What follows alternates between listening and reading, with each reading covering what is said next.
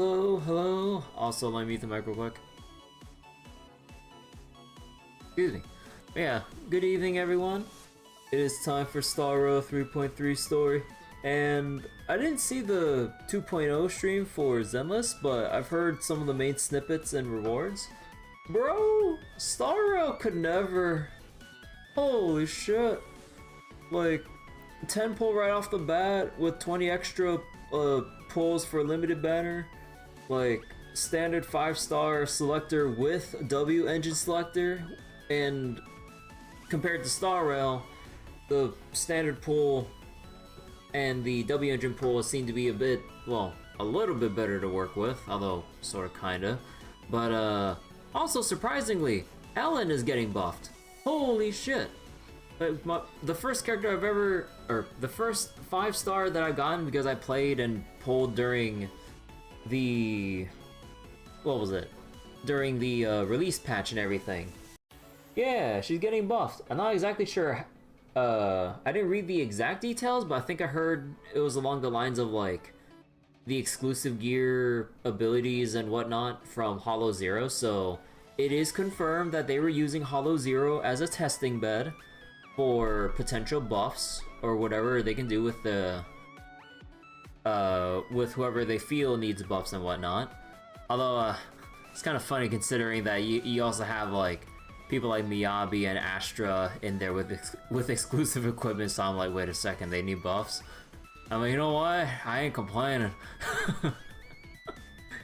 Or you could actually proactively use Astra with her laser beam thing, like, beam, for endgame content. I'm not even sure how viable that is, but that'd be funny.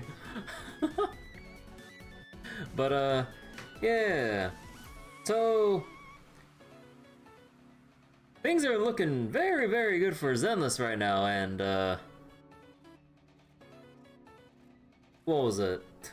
Seeing the excitement build up for it. Also the fact that, like, putting aside, like,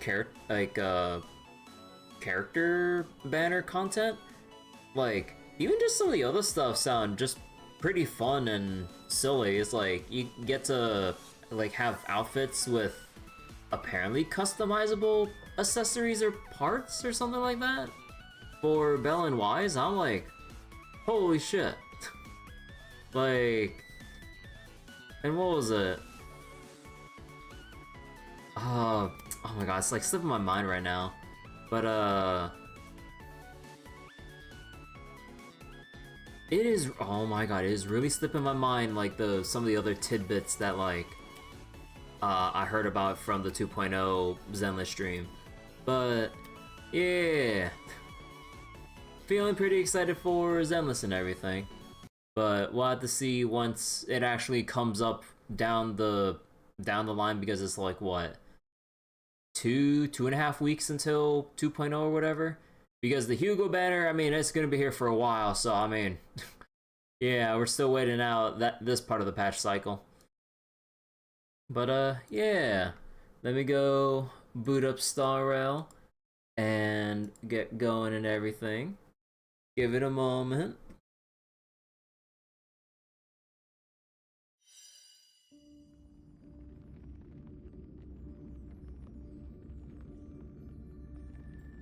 Hold on. There we go.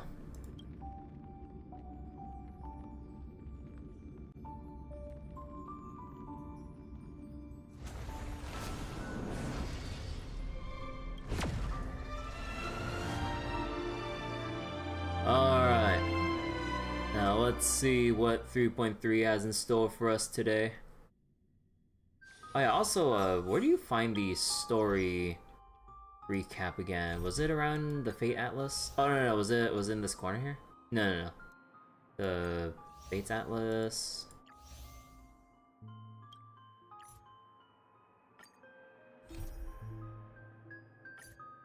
Oh, you have to click on this to view the story recap. Okay, so let's recap the story and see where we're going from here.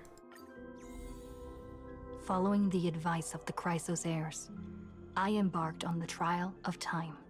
Oh. Only to learn that I had been dead since the moment I stepped onto Amphorius. To reclaim the future that had been stolen from me, we pushed onward in pursuit of the Death Titan, Thanatos. Actual voiced MC. But yeah, like as a brief reminder, the Trailblazers voices for English got recast. So this is different than what was her name again? Rachel, was it Rachel? I'm sorry. my mind is like Omega blanking today.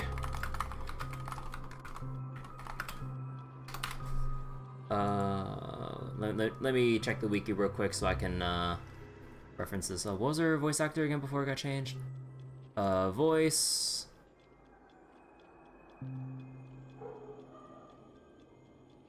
Oh, they actually. Oh yeah. Rachel Chow. But yeah, as far as I know, the current voice actors for them are uncredited, and I mean, given the volatile nature of, you know, EN voice acting currently within the US or social media space, yeah, I'd prefer if they go, you know, I'd prefer if they're uncredited just for their own safety, because people are freaking unhinged when like VAs get replaced and all. It's like, yeah, shit's crazy. But best of luck to the new voice actors for Stell and Kalis and all, as we see them settle into their new roles and all. But yeah, like with the whole voice actor strike and everything, like the more I keep reading into this, like apparently like a lot of the voice actors haven't even gotten like a notification or like a good or a convenient opportunity to actually like have a vote or have a say in this whole matter, because a lot of the time like they're apparently holding these votes about the strike or whatever it is regarding the strike, but because they're at like, apparently a lot of VAs don't even get like email notifications that they're happening, or they hear about it like after the fact or some other stuff like that. Yeah, it's really hecked up. So like the way that I'm seeing it from all the news that I'm like scrounging around for, SAG is really undermining all of the entire US English voice actor space, because as of this whole discourse over God knows how long, like a lot of companies are just going to, you know, understandably they're going to like the UK or finding other people who speak English in other countries outside of the US and all. So it's just like, man, because like if I remember correctly, for Kalis's VA, Caleb, like he still really wants to voice the Trailblazer and everything, but I believe they're like all bound by, you know, whatever their circumstances might be. And same goes for Don Hung's voice actor, although Don Hung did not get recast, not yet. He's still mute this patch. But man, I hope he doesn't get recast. Like I really like his voice and everything, but you know, with the whole mess with the strike and all, it's just like but all things aside though, refocusing on this patch though, at the very least we have Trailblazer's voice back. Best of luck to the new VAs, and also apparently the little storybook things that I've been reading aloud ever since Amphoria started, they were all supposed to be narrated by the Trailblazer, by the way. So yeah, because a lot of people either just skim through it or not bother, but then to a lot of people's surprise, when they heard about how they're voiced, a lot of people go, wait, they're voiced? Yeah, if you listen to other languages. And then everyone had that like shock revelation moment. They're going like, oh my god, I've been missing out on what? But whoo boy, we have a few more patches until Coolest Daniel. I I've heard some murmurings about Coolest Daniel, but I haven't actually seen or read any specifics because, nah, I'll probably wait for it. Just like how I'm trying to dodge, like, any more specifics about Finon or whatever. Aside from the extremely funny, like, picture-to-picture or side-by-side pictures of Lucifer compared to Finon, which is pretty funny. But in terms of, like, actually seeing, like, clips of animations or skill descriptions, I mean, my focus is on Fate right now. I'm sorry, Finon. Yeah. We'll have to see how things pan out, and I believe I mentioned it before, but despite what my YouTube title might say right now, but I think I gotta wait for Cipher's rerun, just given how my pull currency is at the moment, and the whole rarity and special occasion of the collab in general. Because, you know, with how collabs are done and everything, it's like, God knows when it'll ever come back, if it'll ever come back, and honestly, the things I've read about Saber sound so fun, and there are some cheeky references that, as a Fate fan, I feel obligated, like, to get Saber, and hopefully somehow luck sack, like, a like, or either a light cone or her Eidolons or whatever. So I'm pretty obligated as a Fate fan to like save up now, especially since you have to go into the collab banner with a clean slate, 0 out of 90, 0 out of 80, like full with their 50-50 or 75-25 like risks and everything. So yeah, but no YOLO pools anymore, sadly.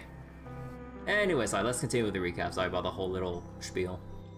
Meanwhile, Anaxa, one of the 7 sages of the Grove of Epiphany, broke free from the surveillance of the Golden Threads and actively sought refuge from the Council of Elders. After winning the Council's trust, he ascended Dawncloud with Circes, the Reason Titan, who resided within him, and sought an audience with Kephaly, the World-Bearing Titan. To obtain information about the entrance to the Netherrealm, Castorus had no choice but to support the Council of Elders in proposing a pause in the flame chase journey. With the aid of the demigod Cipher, she set out for the ancient city of the dead dragon, Styxia. Castorus successfully recreated the dead dragon Pollux via alchemy and used its power to return to the Netherrealm, where she faced Thanatos, the Death Titan. She returned both the Titan's core flame and the stolen future, restoring the cycle of life and death in Amphorius.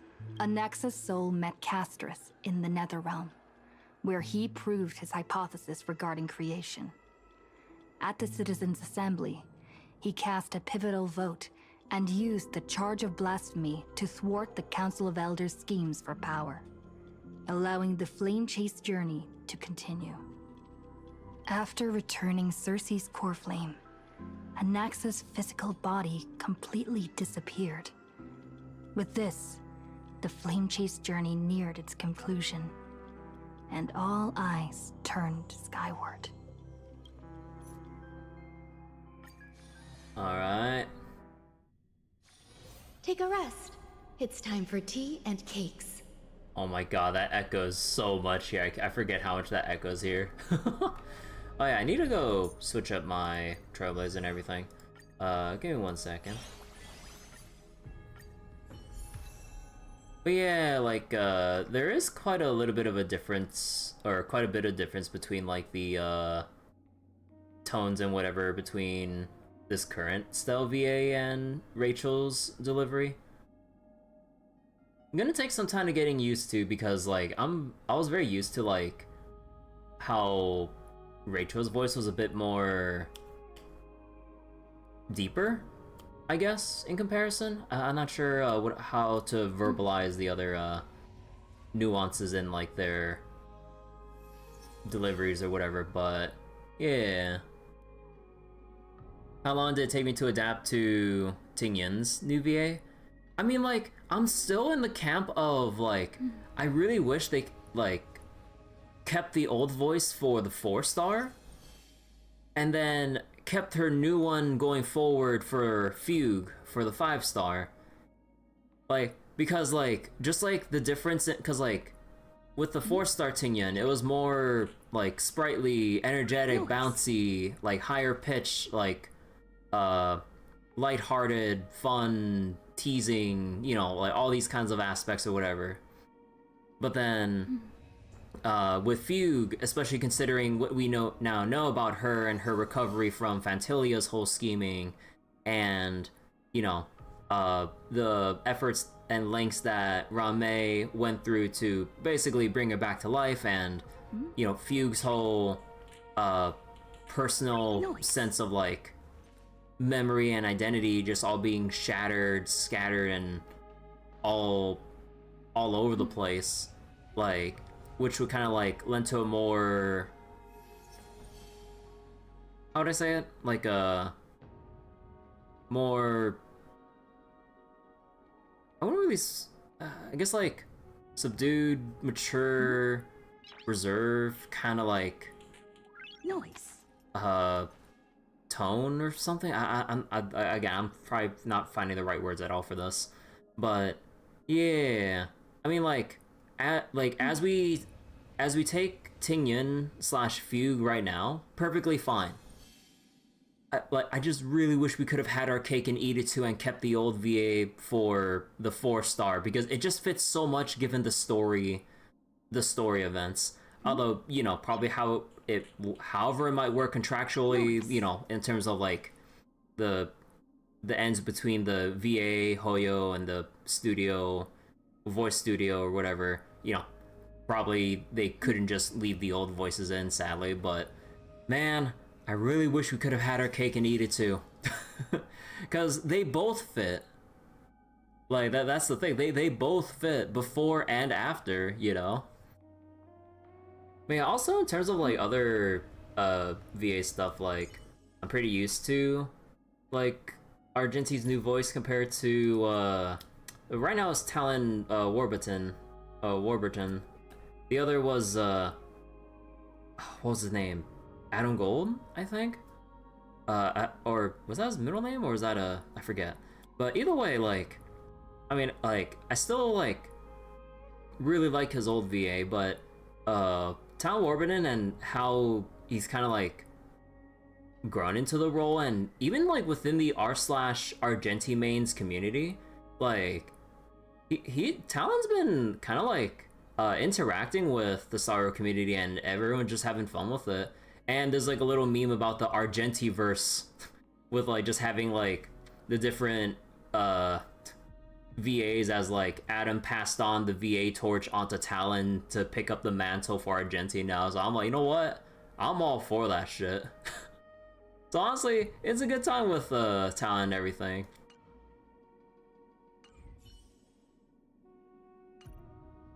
And yeah, like I mean, part of me is also kind of forgetting how old Tingyan's, or not Tingyan's, Ho-Ho's voice actor was, but I mean, I would need like a side-by-side comparison or something, but like as with her voice right now though, like I'm fine with it, honestly.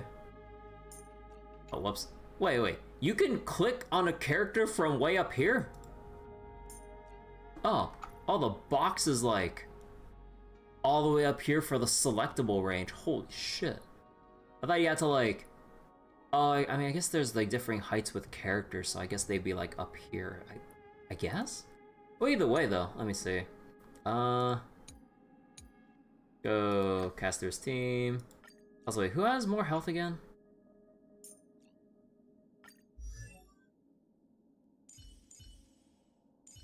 Oh, right. There we go. Oh yeah, I'll put Tusper back. Like, I just like the little idle animations and the little adorable chubbiness of Tusper.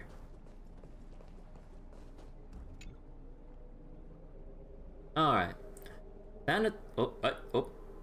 Thanatos' and Cersei's Circe's core flames have been returned. Sometime after that, the 12 constellations hover above, overlooking the vortex of Genesis.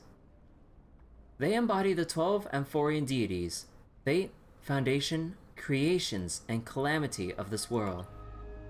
Now 10 among them have fallen. Their core flames return to the origin of Genesis. Above you, constellations shimmer, their brilliance echoing the faint slumber of each titan. And you have experienced 4 ascensions and 4 partings. Strife. The Lance of Fury once became the Mad King, plunging the world into ceaseless strife until your valor,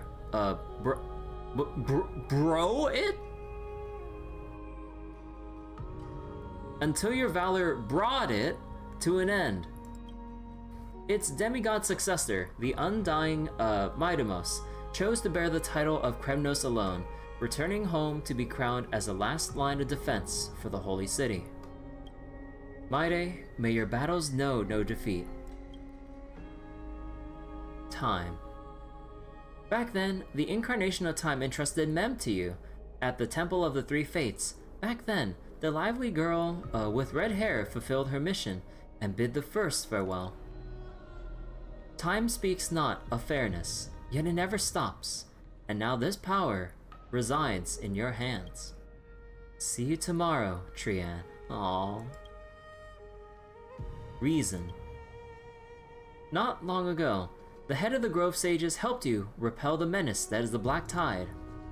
And still not long past, that unruly scholar staged one grand performance, granting you a glimpse of this world's truth at the cost of his life. Oh, the incarnation of reason at the edge of existence, have you found your answer? Death. The prophecy once made the Hand of Shadow choose 2, granting one the fate of death, yet their bond wove a hauntingly beautiful tale that stretched across time. At the end, the incarnation of death who journeyed from the Netherrealm to the living world chose to remain in that sea of flowers, retrieving your future. At the end of the west wind, we shall meet again, Casterus. What a long journey it's been. Time and again, farewells haven't numbed you. You can't help but wonder, how many more goodbyes will the journey of trailblazing entail? You question whether you'll be able to express each goodbye with heartfelt emotion. Your thoughts sink into the ocean. You recall how Amphorians cherish epics, using stories to soothe their sorrows. Perhaps you should embrace this way to dispel your melancholy and regain your strength. Then let it begin. Countless words of adventure surge through your mind. You need only to grasp just one to anchor your creation.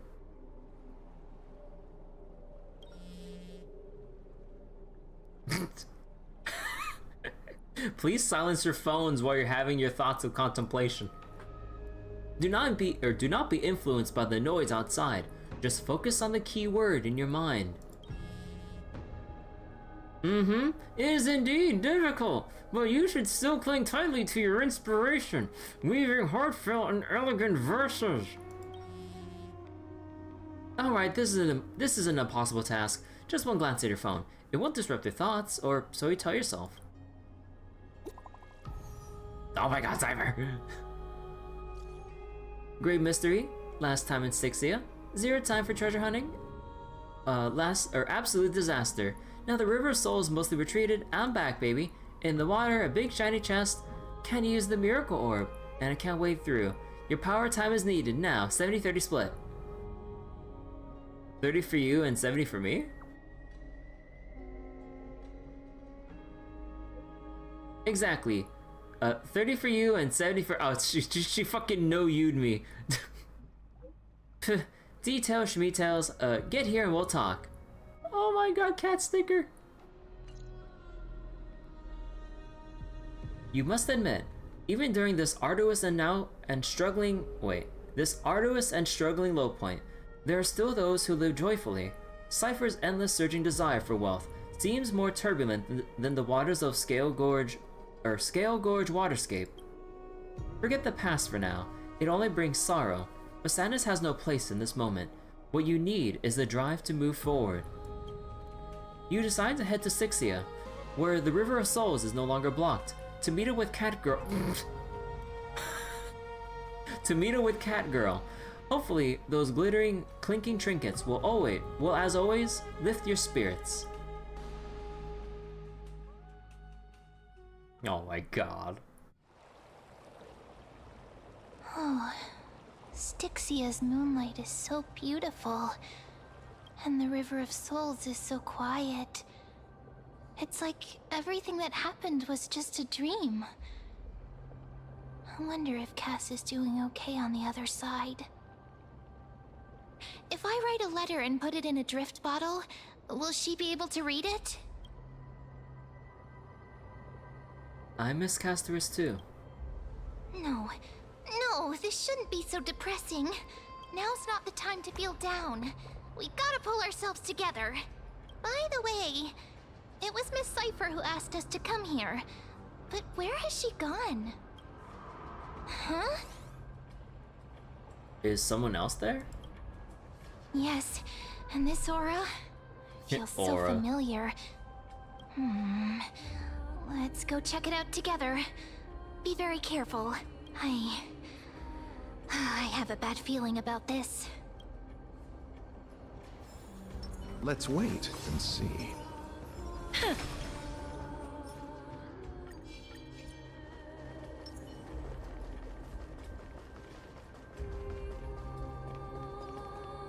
Hey, what's that on the ground?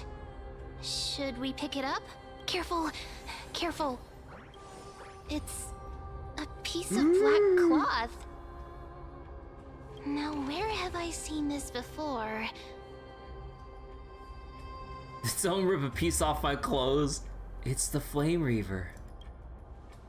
What? How could they be here? Mimi! Look out! Oh. What's up?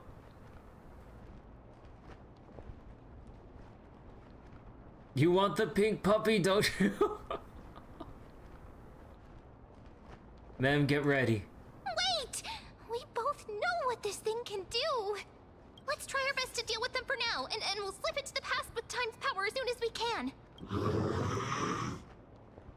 The River of Souls is full of fish, big and delicious. Oh? You wanna go fishing? I mean, we can do that. What? Wait. What?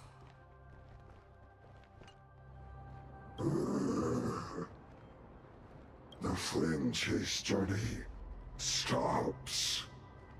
Meow, meow. What? Meow? We just got pranked. Meow? The Flame Reaper's gone mad, the end. We already knew about the mad part, but are we still in danger? We just got pranked by Cipher.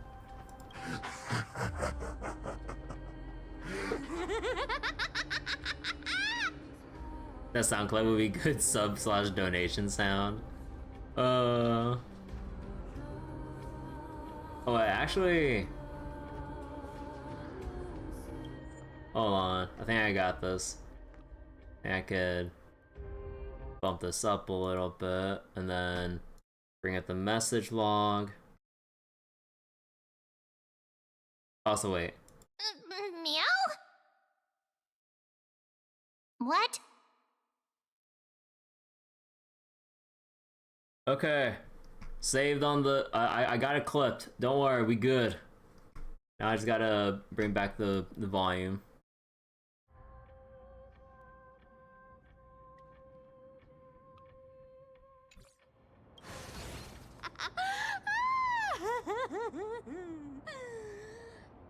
Sorry, I couldn't pass on the chance to give you two a good scare. This cipher must be fake too. Run. Don't run! I'm the real Cipher. The real one. Come on, don't be upset. I'm just giving you a kind reminder that Emphorius isn't safe at all. The whole place is full of dangers, including that swordmaster. Make sure you stay on your toes, no matter where you are. Well, ain't I grateful for the reminder? I'm so strong that I don't need a reminder. So you're playing both good cop and bad cop. Hey, I'm just making it up to you. You'd do the same in my shoes. So, was that a Flame Reaver disguise? Or a magic trick? It looked so real. Is that the power of the trickery demigod? Disguise? No. It's not as simple as that. Let me think about how to explain this. For example, what did you think when you realized that piece of cloth came from the Flame Reaver's cloak? We thought that maybe the Flame Reaver was around here somewhere? That's right. And then you heard some footsteps. What did you think when that happened? So, what you're saying is you can abuse the power of gaslighting. It's like, we thought... Like, she made us think that the Flame Reaver was here with all these clues. Well, we thought it must be the Flame Reaver coming this way. Yep, exactly. I just used some hints and, mental suggestions to help you believe in a lie. Mental suggestions? Aeon of gas and light, also girl boss, but not gatekeep. Lies are what Zagreus is best at. If everyone believes in a lie, then it becomes reality. If everyone believes in a lie. Huh. Power to make lies into reality? That's got all my hair standing up. And you're just telling us everything like that? You think I might be lying? No need. The seamstress trusts you for a reason. Someone as honest as you couldn't trick me even if you wanted to. So, there's no harm in telling you. Wow. Besides, we still need to team up to go treasure hunting, right? Let's wrap up here. It's time to get going. Oh, was that your teleslate? Ah, it's Kevin. Kirby, did you rest well? I came during lucid hour and you seemed asleep, so I didn't wake you up.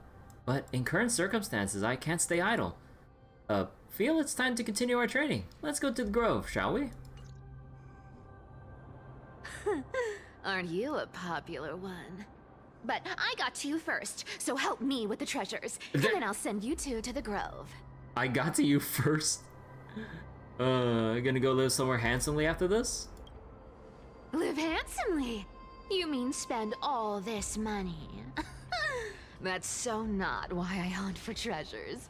Don't forget, I'm a demigod too. And there's a line reserved for me in that stupid prophecy as well. You shall walk with greed and die over petty change. But I don't believe in that. As long as I keep collecting treasures, then I won't need to care about petty change. And as long as I don't hurt other people when I get what I want, I won't be walking with greed. Right? Isn't that simple? So, as long as I keep going down this path, all those predestined prophecies and fates will never catch up to me. I love the constant smug expression on her face. That was a long speech. I'm getting thirsty at this rate. The treasures of Styxia aren't gonna float up on their own. Come on, Grey Mystery. Show me what the authority of time can do. Oh, I really love her VA work. A few days later at the crash site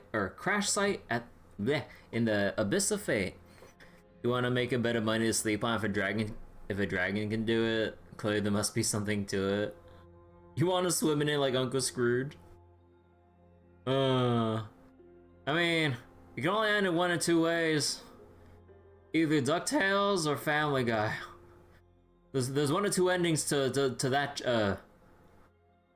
that activity. Ah, so this is the car of the Astral Express you've spoken of. My repository of memories has been enriched with another fascinating piece of information. Thank you for leading me here, Lord Donhong. That happens DuckTales too. Uncle Scrooge even says that there's a trick to it. Oh, really? I mean, I never watched DuckTales ever, so I wouldn't know. Oh yeah, Silent Donhong. I'm surprised a council elder like yourself would be willing to journey so far to inspect the Express. Ackermans hold wisdom and knowledge in high esteem. If the citizens knew of your origins, I'm sure more would be intrigued by the Trailblaze. Sadly, discussions about the world beyond the sky remain taboo. It's been quite some time since you first arrived in Akama.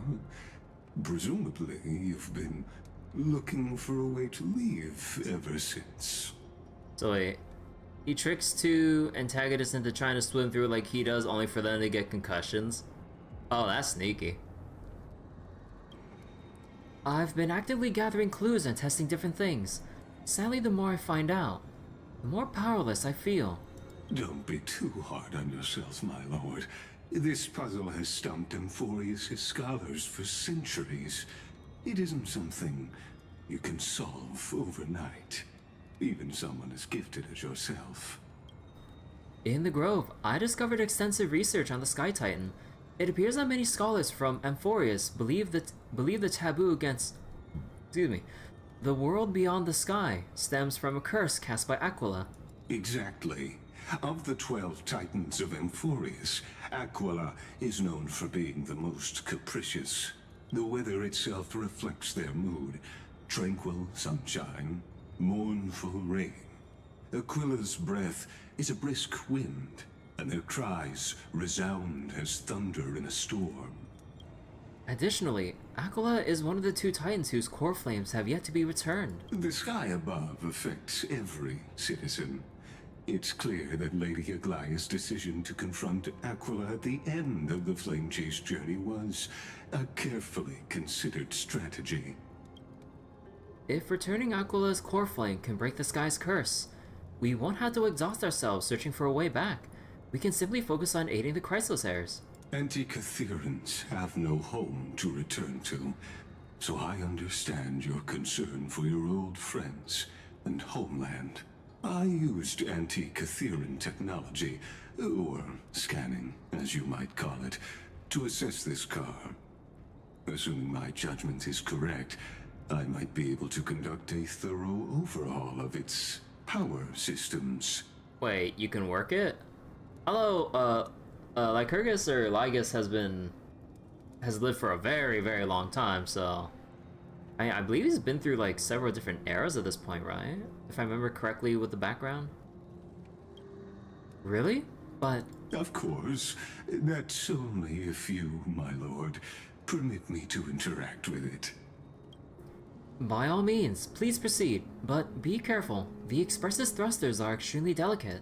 You honor me with your trust. I will be very careful. Lygus carefully scans the damaged propulsion system, then methodically began inspecting its components. This is unbelievable.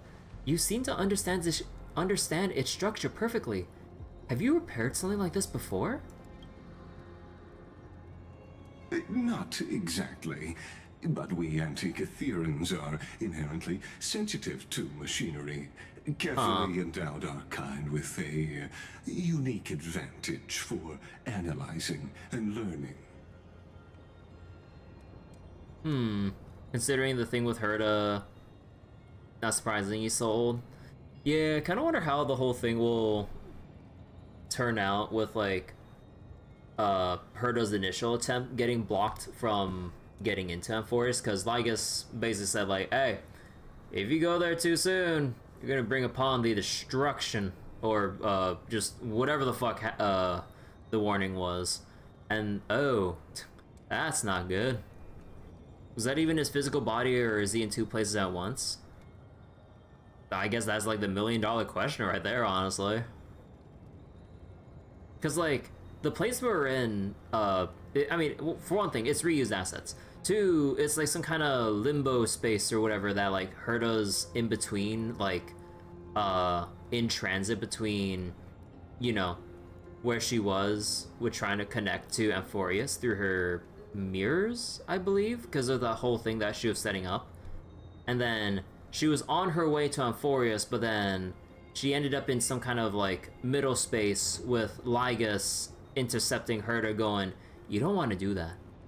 Oh, Lord Ravager, yeah. If you give me some time, I might be able to fully restore this damaged car to its former glory. Then you and your esteemed companion could set off on your return journey sooner. But isn't the real issue with Aquila? Hypothetically, Lord Donhung, if I could open up a path out of Amphorius that circumvents Aquila's divine punishment. How would you... What exactly are you that you can actually circumvent, like, a fucking Titan's divine punishment? Would you consider ceasing your support for the Flame Chase journey? Oh.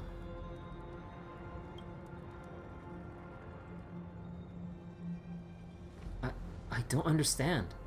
Does the Council of Elders possess some secret means of counteracting divine punishment? Considering he has been in the gaze of greater divinity, could buy it. It's best if you don't delve too deeply into that question, my lord. All you need to know is, I can make it happen. You know what this is giving me vibes of? This is giving me vibes of getting the bad ending on day 6 in SMT Devil Survivor, where the whole premise of that was that you're locked down in this region of Japan for a whole week, but if you break through the lockdown, you basically bring down God's wrath and basically kill everyone inside.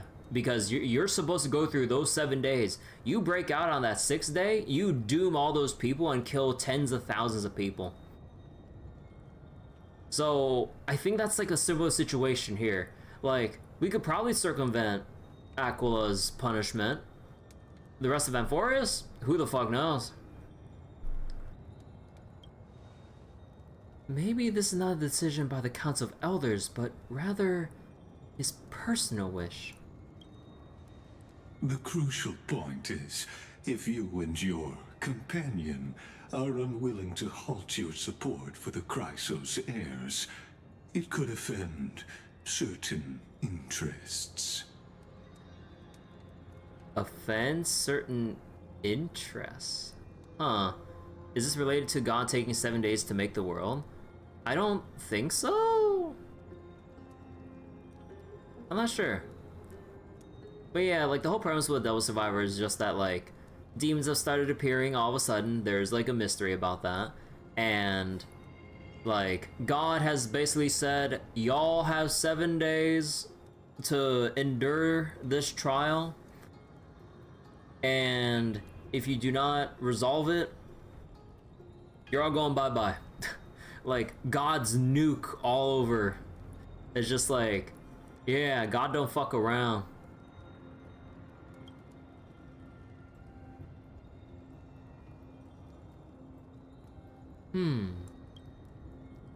Forgive me, Lord Lygus, but I must be frank. When visiting Dawncloud, I reviewed the records of many council elders. Among them, only your background was nearly blank. I'd like to accept your goodwill, but given such a mysterious background and motives, anyone cautious would have doubts. 7 is a common number in Christian numerology, probably stolen from pagan origins like everything else but can't recall. SMT God is also a liar, since he did something he said he would not do again back in SMT1. Aww.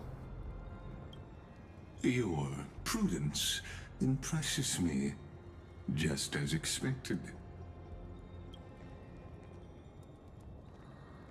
Oh. Oh. Are these people... Is this a trap? Is that why you accompanied me here? Please don't misunderstand, Lord Donhong. As the Theoros, I have no allegiance to their plans, nor am I obliged to obstruct them. I am neutral. Out of respect for you, I hope to offer a peaceful solution to ensure the safety of you and your companion.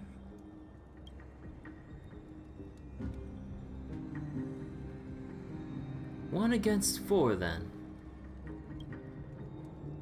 Just to confirm, if things turn ugly later, will you help? I will not. As I said, I remain neutral. Are you asking this because you plan to refuse my offer and continue supporting the Chrysos heirs?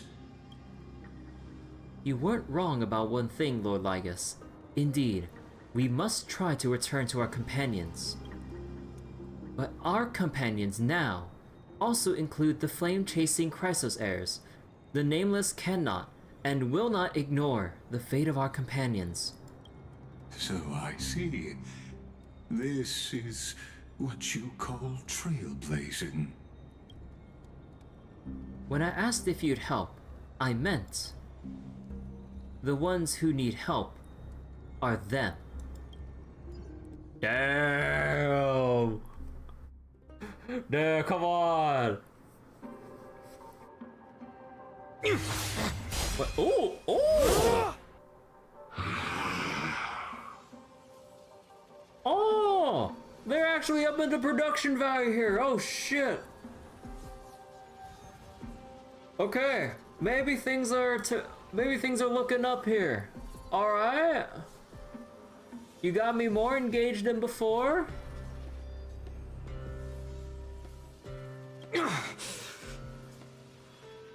Although fighting against the Flame Weaver? You have such overwhelming power, so why? Answer me. Why do you stand in her way? Why do you want to take the core flames? Oh no! He can't hold on anymore! Drag him back here, friend! Also, wait, what was this again? Oh, we don't have the little black text going into... Oh, son of a bitch.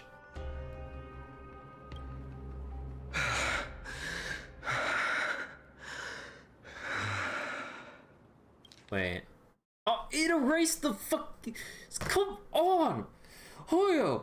Like, please, can we take a page from Falcom real quick and just keep a persistent message log of the previous 1600 lines of text from any and all characters and NPCs and interactions with the environment? Please! Holy shit! Come on! There is no reason why we can't go back like to the previous couple of lines. Are you okay? I'm okay. I can handle that kind of hit now. But a few months ago, that would have knocked me out. If I had passed out, that would have been it. Well, that's why I made sure you were well fed and rested on the road. Thanks for the help. To face Aquila and other potential threats, I must sharpen myself with the most aggressive methods. Even so, it's impressive you thought of this training method. Battling the phantoms of the past in the River of Time? It's just like the hyperbolic time sanctum that the bards describe. Hyperbolic time sanctum? Oh my god. They did not just do that. They did not just do It's working pretty well, wouldn't you say? But combat isn't just about strength and skill. You also need the right weapon. Compared to that guy's weapon, mine feels like I'm swinging a lump of iron. I can't tell you how many swords I've gone through since the training began. Why not get Cartoonist to help? Don't worry. I've already arranged that. Of course I need him. I asked him to make a suitable divine weapon for me. It's a little embarrassing to say this, but in order to help me, he deliberately turned down all other business.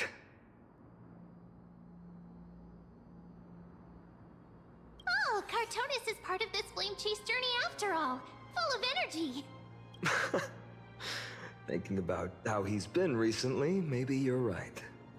But, Tvinon, I've been somewhat concerned about you. Lately, you seem more and more fixated on that Swordmaster in black. That's quite the sudden shift in topic. I've been holding this question in for a long time. You're getting stronger, but seeds of unrest are also growing in me. Don't worry.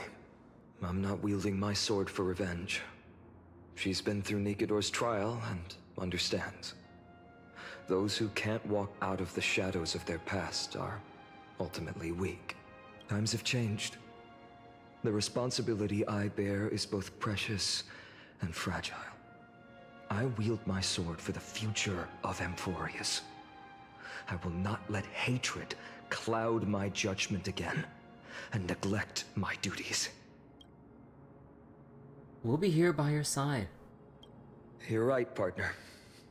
As of now, I'm not able to handle that Swordmaster on my own. I still need the help of my friends. Every time I say something, things get so serious.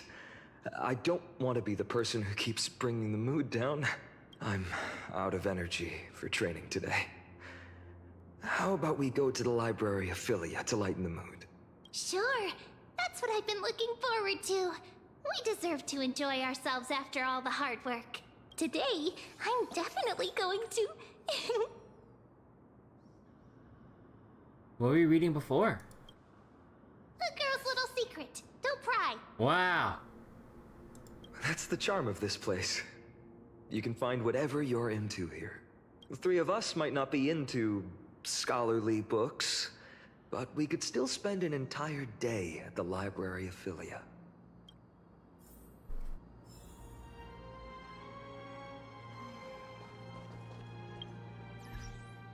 Oh yeah, wait, I have my messages here, right? Oh, casters. Let's see. Oh. Miss Kirby, if you're receiving this message, then you must have already departed the Netherrealm. I now feel that our farewell was far too rushed. It was only after you left that I remembered I had something to tell you. I crocheted a little doll of you, Kirby. I didn't manage to finish stuffing it with milk cotton before I left. I also tried to recreate the Express as a cloth pendant based on your description. I tucked it inside a photo album. When decorated with dried flowers, it looked truly one of a kind. Ah. I had hoped that when you reach the end of the flame chase and stand witness to the birth of a new world, these items might bring you a trace of warmth. But in the end, I didn't even manage them. I didn't even manage to give them to you in time. I didn't even manage to give them to you in time. To ensure the new world's warmth, I will forever remain within the sea of flowers to watch over lost souls. If fate allows us to meet again, remember our deal. Deal. Message failed to send! Aww. Man. You know... Man... I really want her to like Cone, man. Like, do you know how much of a pain in the ass it is using Sunday and Herta in the same team without any one of their light cones? Bro, it is a bitch and a half to like deal with skill point issue. Like, oh my god, it is a SP black hole. Like, oh my god. I really want a YOLO pull for this, but I just like, oh, come on.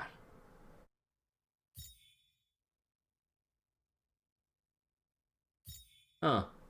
You know, I didn't notice this part of the warp screen. They actually give you like the warp rate for the percent chance to get the rate up. Huh. Skill point issue. I mean, it is an issue. Make no mistake about that.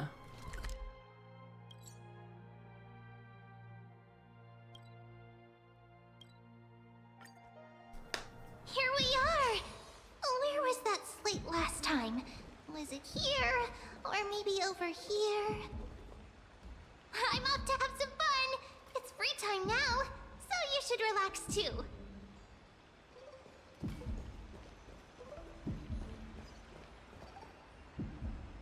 Over the past few months, you've come here more than once, fishing out that small piece of essence from the ocean of knowledge that best suits your taste.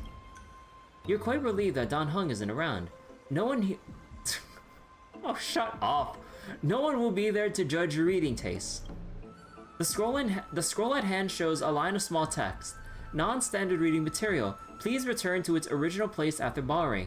Please do not let any Grove professor discover it. 10 exclamation marks. It seems that the scholars of the Grove, amidst their profound academic discussions, haven't forgotten their little hobbies. So, which reading material will you peruse? Oh, shut up! Oh my god! What is this shit? One Punch God Aquila? My professor can't possibly be this shy? Forbidden Love, the tree and the butterfly?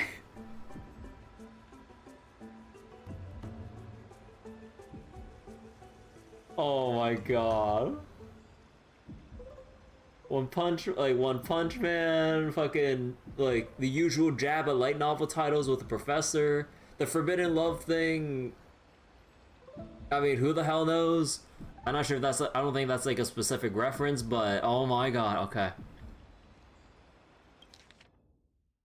Oh my god, it's like a whole thing. We actually, oh my god. Well, for sure, like, 99.9% of players like don't even bother reading this, so you know what? I'm gonna be the 0.01% that does. Alright, get ready. Forbidden Love, the tree and the butterfly.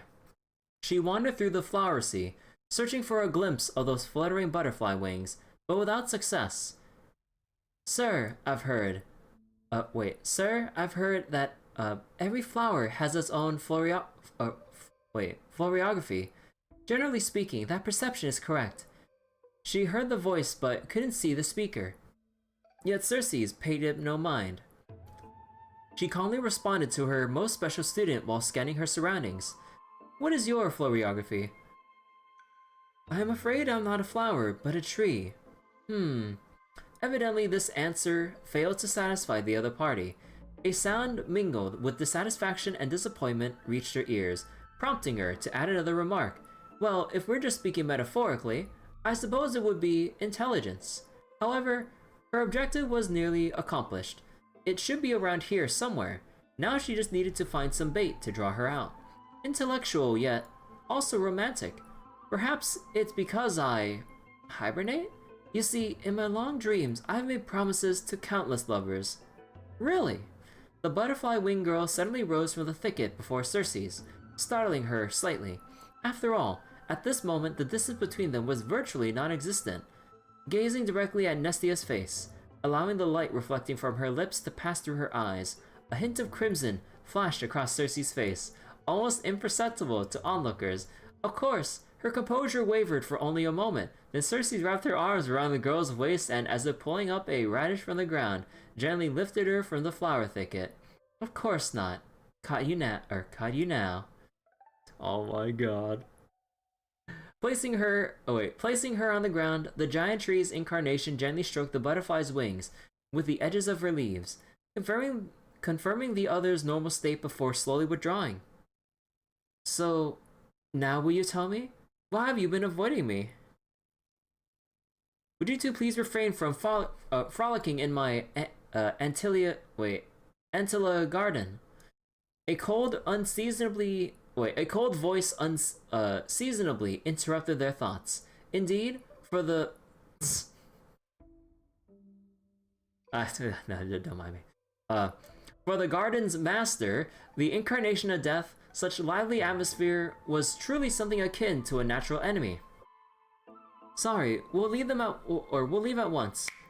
Thank you for listening to my troubles, Madam Thanatos? Sir, let's return to the grove. Sorry, Than, for troubling you. Honestly, you two are... alas.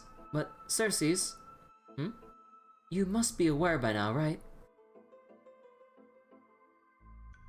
A bitter sensation spread in her mouth once more. Cersei's remained silent, merely nodding as she bid farewell to her old friend. On the way back to the grove, Nestia remained completely silent. After one unsuccessful attempt to question her, Cersei struggled to find another opportunity to speak, and simply focused on the path ahead. Voices of gossip reached them, causing irritation. A genius! So what? She's just like... so terrifying. A stern figure approached rapidly. It was the source of the irritation. Nestia offered Cersei a smile, then turned and walked away. Blank cast a sharp glance in the direction of the butterfly wing girl's departure, then shifted his gaze back to Cersei's. First came... God, I'm reading myself to sleep already. First came perfunctory reports and spiritless small talk, then escalation to arguments that resembled personal attacks.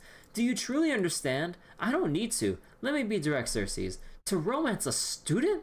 Even your own creation. Don't you find that perverse? Pow! That was the first time the embodiment of reason allowed emotions to govern her mind. The sensation on her palm felt as if it would scorch through to the heart of the tree. From nearby came the sound of running footsteps, familiar yet somehow strange. Cersei wanted to give chase immediately, but the words echoing in her ears tripped her steps. She was indeed somewhat distracted, allowing the girl's image to surface and fade in her mind repeatedly. When her resolve crystallized, the third curtain fall hour had slipped by. The personification of the giant tree approached the gilded chrysalis, cried her beloved's name, then stilled, as if she had frozen. The traces left by the butterfly-winged girl who dwelled here were all but erased. Upon the folia desk lay words, a maiden's first and final love letter. I love you, Cersei's. I've always received the graduation gift after all. So, forget me. That's it? Nothing else? Oh my god. This love story abruptly ends at its worst moment. Whether the author lost the motivation to continue or some urgent situation occurred remains unknown. If it were the latter, the Flame Reaver is fully responsible. I'll never forgive the Flame Reaver. Now it's personal. Alright. My professor can't possibly be this shy. Okay.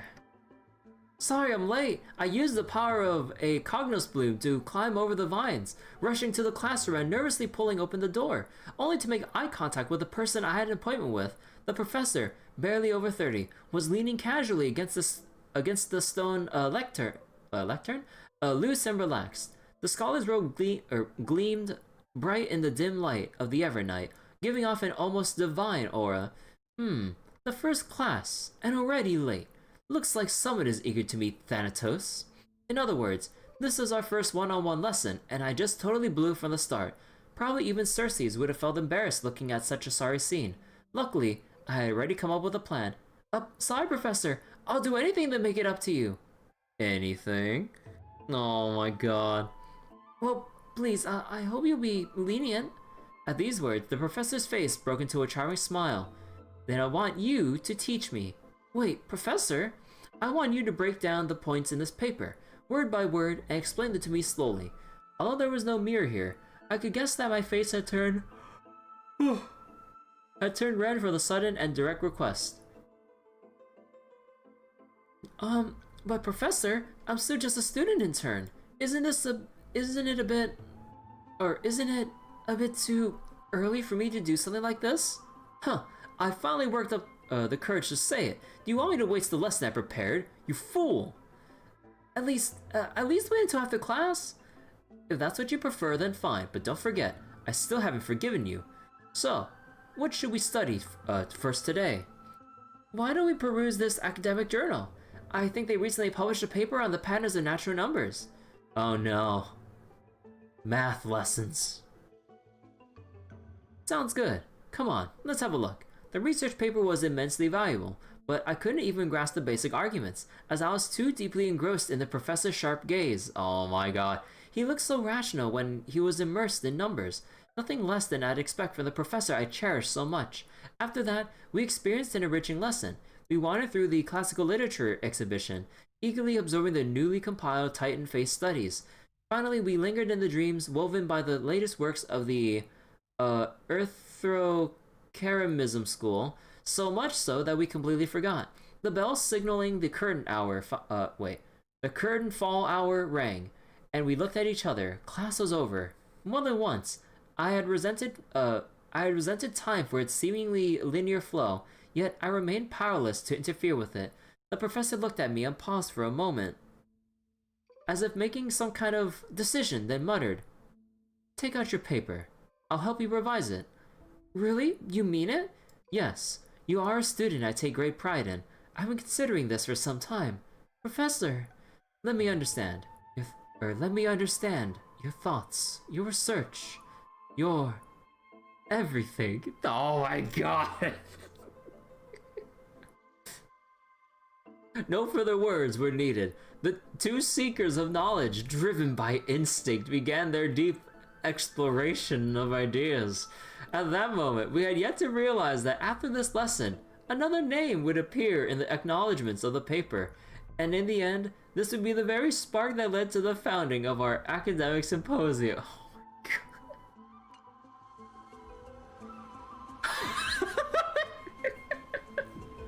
And after finishing this mind-shaking piece, only one image remains in your mind. The Express Welt phone. For a young Stellaron host, this type of literature remains far too ahead of its time.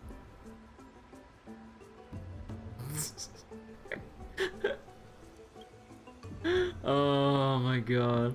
Okay, One Punch God Aquila. Okay, there's actually some length to this. Brushing off the dust that had settled on him, he adjusted his attire and stood firm, facing the giant eagle in a tense standoff. Heh, so you think you're something special just because you defeated the silent, Jurius?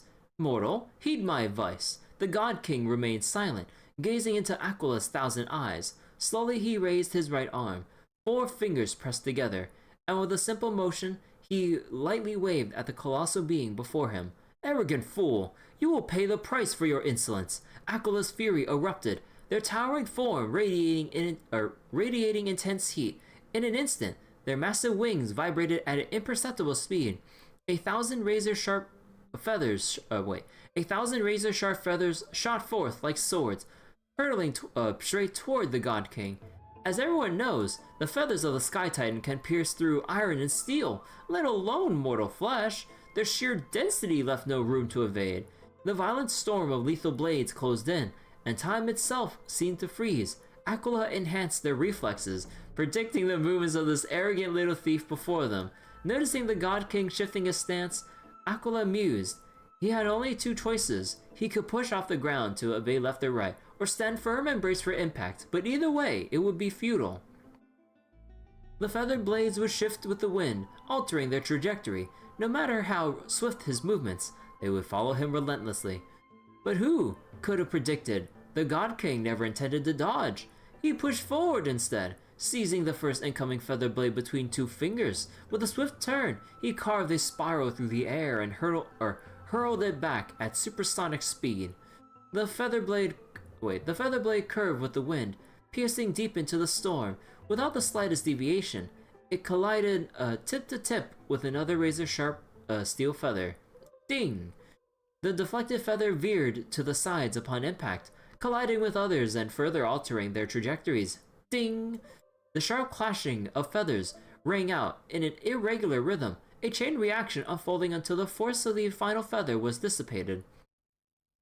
Scattering harmlessly into the air, with just a single seized feather, the God King had nullified the entire storm of blade-like wings. Aquila was shocked. How could a mere mortal possess such divine skill? Yet as a being of godly essence, they did not allow themselves to be shaken. Seizing the moment as the scattered feathers clouded their vision, they swiftly brought down their claws, sharp as steel great swords, aiming to end the battle in a single decisive strike. Boom! The massive claw struck dead center where the God King stood, the sheer force of impact carving a deep crater into the ground. No. Something fell off. Aquila's mind raced. The sensation was strange. Had it missed? Or they focused their gaze, only to witness the impossible. Their enormous razor-sharp claw, many times larger than the God King himself, was caught, held effortlessly in a single hand, as if the God King were merely grasping a piece of cutlery. The countless white feathers drifting through the air painted an eerie contrast against the battlefield's deadly stillness. The once mighty and untouchable giant eagle found itself frozen in shock. For the first time in 1,000 years, muttering in disbelief, they said, "Impossible! Even Jorios, when fighting me, could do nothing but evade beneath my iron claws. Yet you... what in the world are you? Haven't you already figured out the answer? A mere mortal, nothing more. You cocky little..." Aquila attempted to retract their claw, but under the God King's grip, it was as if frozen in place, completely immobile. Their expression darkened. Seeing this, the God King seemed to smile. He clenched the fingers of his free hand, and then, at a speed even a Titan's vision could not perceive, with full force, he swung his fist. Boom! In an instant, the divine body shattered. A tidal wave of force shook the heavens, sending tremors through the divine steel-forged walls, cracking them in multiple places. The sacred temple teetered on the brink of collapse. From this moment on, the celestial realm would exist no more.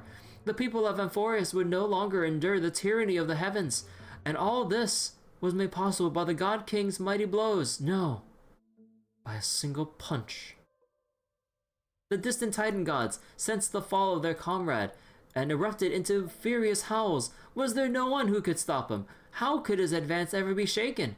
What they did not realize was that even one as mighty as the God King was still bound by the desires of mortals. Just as before the battle began, he once again adjusted his attire. Congratulations, you have reached your end, Aquila. You were strong enough to be worthy of the name Sky Titan. He ignored the climbing stone walls behind him and strode toward the temple's exit. His steps were steady, yet the disappointment on his face was unmistakable. But your only flaw was failing to make this satisfying for me. Next episode, battling Nikador. Next issue on hiatus? Oh, you piece of shit. Are you serious? Invigorating literature, your favorite. Oh my god. The Trailblazer canonically likes get shonen anime. Or just action-packed shit. Oh my god. This article leaves you feeling empowered, as if you are the author's one-punch god incarnate. Sky Titan Aquila? Huh, that's nothing. Okay, let's stop. I wonder what Finan and Mem are reading. Let's take a closer look.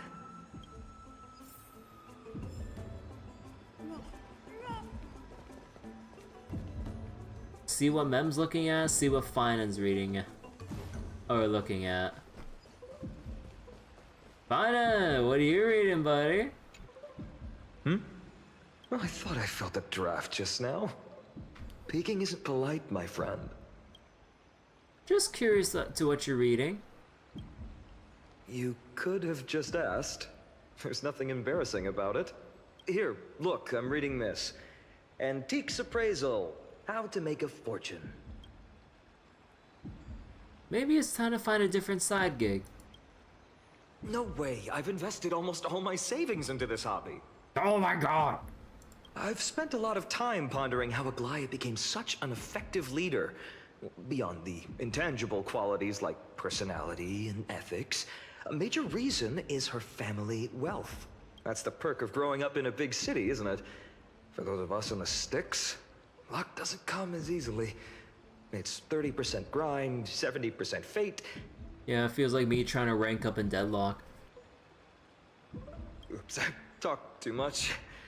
As a leader, you need both integrity and integrity and skill. And wheel.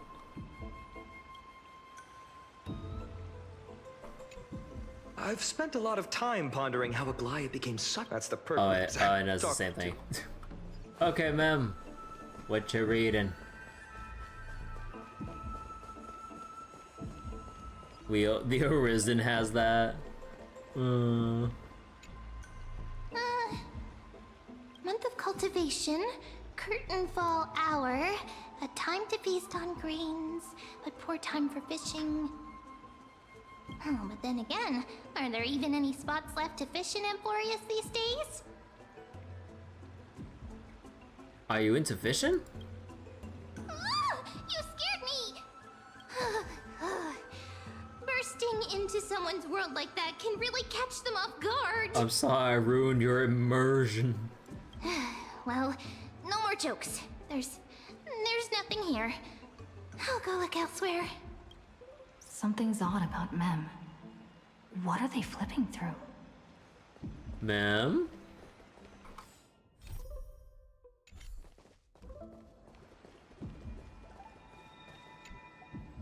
Oh, these cards are so detailed and fine. Ruler, weaver, traveler, healer. But the interpretation for each card is so long. Do I have to memorize them all? Ruler fits me pretty well. What a coincidence! We meet again. Guess we're fated to be together, huh? But you must be busy, so I won't bother you for now. Hope your day, every day, is joyful. Ma'am, get back here. Suspicious. Not like their usual self. Wait.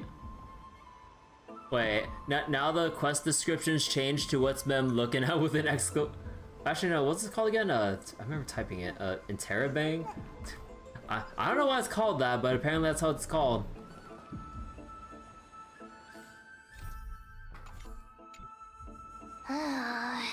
You sure are persistent. All right. I'm totally helpless against your charm. What are you guys chatting about? Is this the Amphorius Divination Compendium? Why are you here too? Sorry, seeing you two chasing each other around, I suddenly found my book not that appealing anymore. Never thought Mem would be into divination. But it's not exactly a niche hobby, so why all the secrecy? I wanted to set up a surprise! Master it in secret and give you all a shock. But getting caught halfway through, it's only natural I'd feel shy. A girl's heart is more delicate than Aquila's ever-changing moods. You know, wait, I need to take a picture of Mem right now. There we go. A surprise, huh? Someone Hey, else that's used me. to tell me the same. She was really good at stargazing and divination, especially with cards. Yeah, just like the ones you're looking at. And you must be pretty familiar with all sorts of divination techniques with a friend like that. No, I know nothing about it. I've never really believed in using cards or bones to predict the future. If the good omens foretold by divination were true, my hometown, Hydes Elysiae, wouldn't have disappeared. Don't forget, we've got Lady Trinan. Every other form of divination is just smoke and mirrors or cleverly rehearsed tricks compared to her flawless prophecies.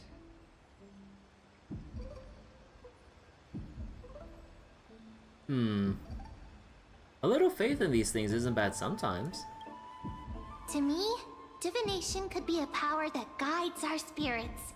Fate always casts a shadow in front of us, clouding our view of the future. That's why people turn to divination.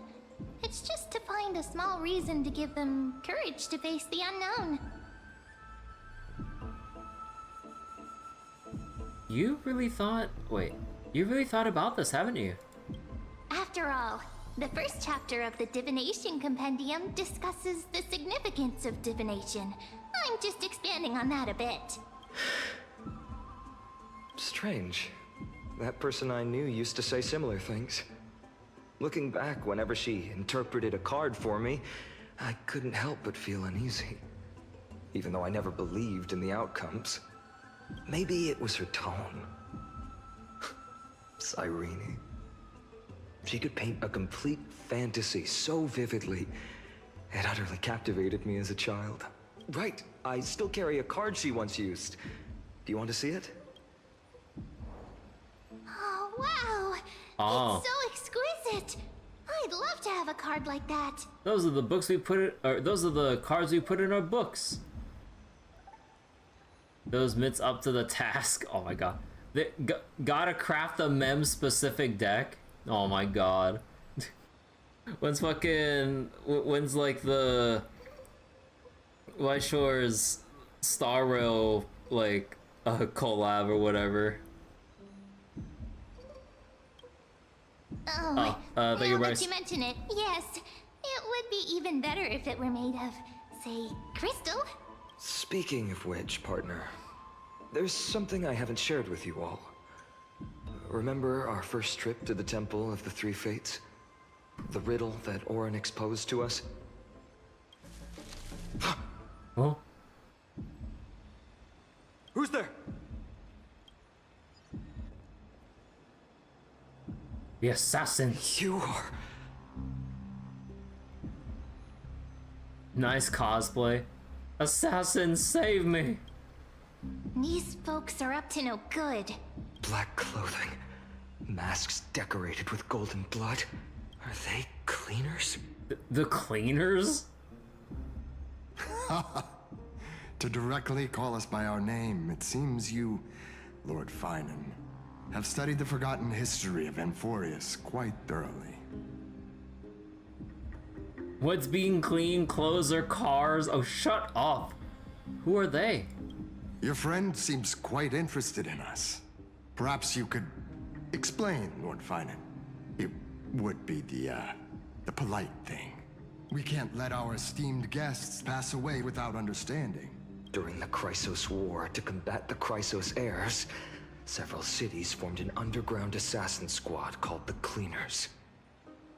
Underground assassin squad to combat the Chrysos heirs? What the fuck? Their task was to erase anyone with golden blood from existence. Assassination, poisoning, political persecution. They would do anything to achieve their objective. Now, this historical perspective seems biased, glossing over the Chrysos heirs' abuse of divine powers and their blatant initiation of war in order to defame our predecessors. Could you disclose the name of the author behind this popular legend, Lord Finan? I'd hate for the innocent children of Akama to be tainted by such slanted narratives.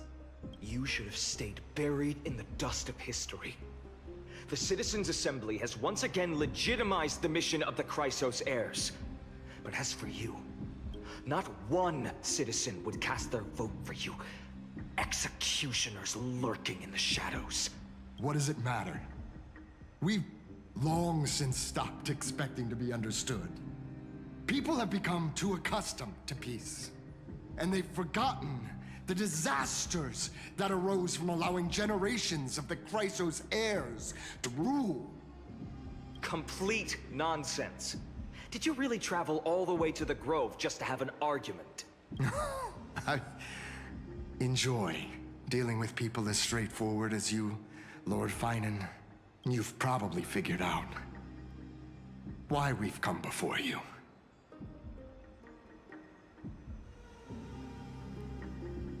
Just a handful of you here. Who do you think you're fighting? Keep your cool, partner. They've come out of the shadows, which suggests they have something up their sleeves. All right, let's hear it. What are you hiding? But watch your language and don't say anything you might regret. My shoulders might be sore and my sword a tad dull, but it's still enough to slice off your tongues. Oh, is it about how they're ambushing Don Han? Oh, little Ica! How's it going, Cinny? This place fits, doesn't it? It's a bit small, but the lighting is perfect. Thank you, Lady Treeby. With this, the Twilight Courtyard can be reborn in Akama. Oh my god, look at him. So chubby. Hold on. Screenshot time. Oh, I minimized my OBS. Oh, okay, there we go. Do you like it here too, little Ika? Oh, Ika. Oh my god. It's so bright here. Maybe you should rename it? How about Luminous Courtyard? Lady Treeby makes a good point. But Twilight Courtyard carries the long history of the descendants of the sky, and I'd like it to continue. Right. How does the legend go again? Even Lady Treeby forgets things. We just haven't prepared lessons in a while now, so we're a bit rusty. Just give us some time and we'll remember. Now we remember. Kremnos and the Firmament, Volume 3, Section 5. With Celiosi, the Day Thunder Knight, striking down the Eye of Twilight, the divine war between Nikador and Aquila, which spanned centuries, came to an end. Treebe's forgotten a lot. I mean, yeah, that's like the whole thing with like Treebe or Treebios in general. Once Treebios split into 1,000, and as their multiple selves have perished over the countless years, and the use of sentry gates and everything has dwindled their life force and memories, and just like, yeah, it's real sad actually. Thereafter, the Skyfolk gradually declined. Numerous sky fortresses were abandoned, and their descendants began to establish themselves on the land. Wait, hold up. Celios, Day Thunder Night, Eye of Twilight. Celios. Finally, those descended from Celiosi the Day Thunder Knight Celiosi? were welcomed by the scholars under Circes and established the Twilight Courtyard in the Grove. The historical records seem slightly at odds with our memories, but the details from that time have become somewhat hazy to us. Because technically they practically like lived during those times, so. Oh, I forgot. For Lady Treeby, history is more than just words on a page. It's something you've personally lived through. Little Ika loves listening to the stories from the legends. I'm sure you're also imagining one day you'll be as awe-inspiring as the winged beasts by Celiosi's side. That day will come. I believe it. Just keep growing. Lord Crediros? Miss Hyacinth and Lady Treeby, good to see you're doing all right. I heard from the citizens you were nearby and came to check. Doing all right. What's going on, Crediros? There's been another violent incident at the market. A shop was smashed and looted. It's the third time this week. How can this be? I always thought that with Lady Aglaia here, Akama would remain peaceful. That was true in the past. But these days, forgive my bluntness, her senses may not be as sharp as they once were. Aggie. In my opinion, malevolent forces have noticed the slack in the golden threads and are now plotting to exploit the opportunity. The cleaners. The Citizens' Assembly just wrapped up. Why is there still unrest? The Chrysos heirs won by only one vote, Lady Treeby. From my years of experience, a narrow victory often walks hand in hand with unrest. Trouble! Miss Hyacinth! Trouble! Clementine! Take a breath. What's going on? Please, something terrible has happened at Marmorial Palace. What is it, Doctor? Calm yourself and talk us through. Lady Aglaya. Oh, man. No. It's Lady Aglaya who's in trouble.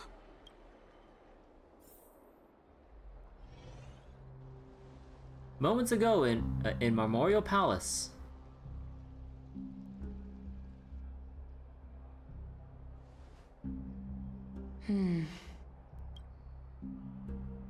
I still remember. This bath that overlooks the entire palace was built by the Council of Elders 900 years ago. Its purpose was to commemorate the first flame chase journey and to remember the heroes who made great sacrifices for Amphorius a millennium ago. Rules were set then. No one was allowed to enter, apart from guests invited by the Goldweaver. But, I guess, you're no longer pretending to follow the rules, are you, Lady Kindness? Yep. Her beef with us, like, hasn't really stopped since, like, the whole vote thing. Aglaya, you ageless witch, hiding behind a divine facade to deceive mortals. We've been far too kind with you. Kind? There's no need to use such a word to cover up your incompetence. Anaxagoras humiliated all of you before the citizens. If you still had any shred of shame, you'd throw yourselves from Dawn Cloud at the curtainfall hour to salvage the last fragments of your dignity. Demigod, why not gaze into the water's reflection and see the wretched face you wear now? These days you're not only blind, but also deaf. The cleaners were born for this moment. When all orders, rules, and laws fail to restrain you, it's time for the dagger to pass judgment. If you're in such a hurry, give it a try. Going toe-to-toe with a demigod? We're not that foolish. The dagger isn't at your throat, but...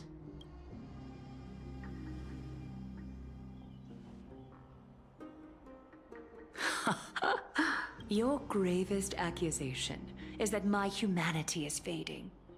And you claim my concern for mortal joys and sorrows is nothing but a facade.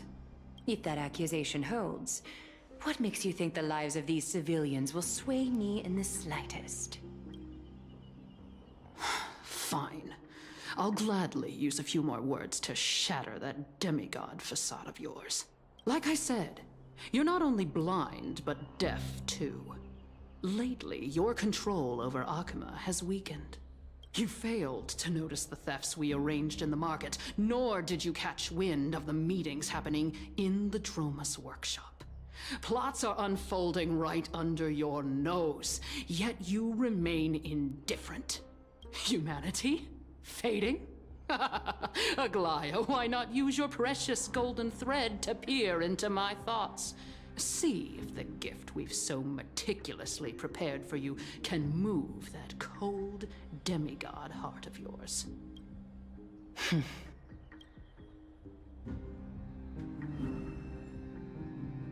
In this moment, I only regret not being more ruthless. Because your evil is beyond cure. You finally figured it out. You have grown dull. I've been holding that image in my mind this whole time to make sure you could see it clearly. I want you to have this knucklebone talisman, Big Sis. I hope it brings you luck every day and keeps you safe from bullies. That girl who can't speak or hear. What if she accidentally lost her eyes too? You know better than anyone what it feels like to lose your sight. Imagine if 1,000 years ago you, already blind, had also lost your voice and hearing in your youth. Would you still have become the Aglaya you are today? Comically evil? Yeah, like, Kindness is just like... Oh my god. It's like that comically evil villain that just doesn't go the fuck away. Like, we basically made a fool out of her during the whole thing at the Council of Elders. Now she's back going like...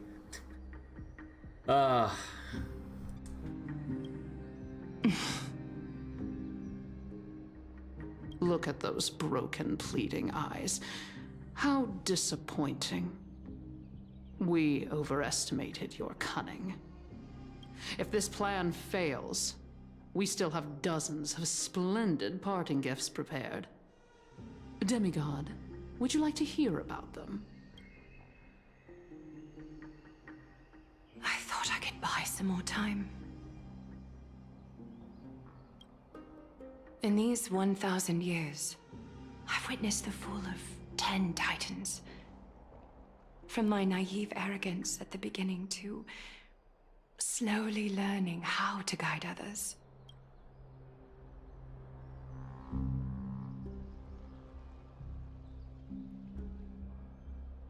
Now, it's time to let go.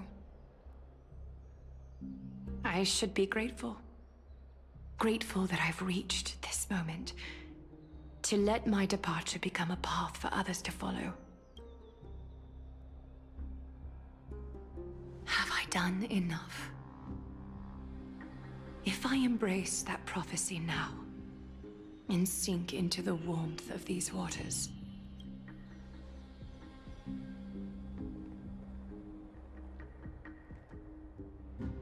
will the wandering wind stop to mourn me, Cipher?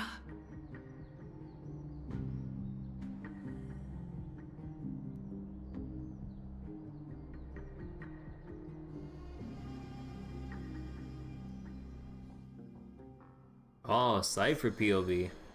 A millennium ago at the Memorial Market. Millennium? Seamstress! I've come as promised. Look at this box full of gold and silver treasures! I bet there's stuff here you've never seen. Oh. Small Cipher. Oh. Oh, let me screenshot.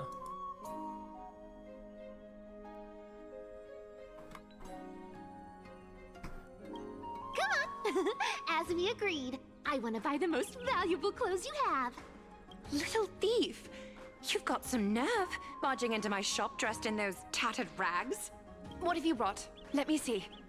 Here, take a look. Only the finest goods. See the sapphire? It's even more blue than Fagusa's eyes. Small Cipher that fate took priority over. Ah, stop.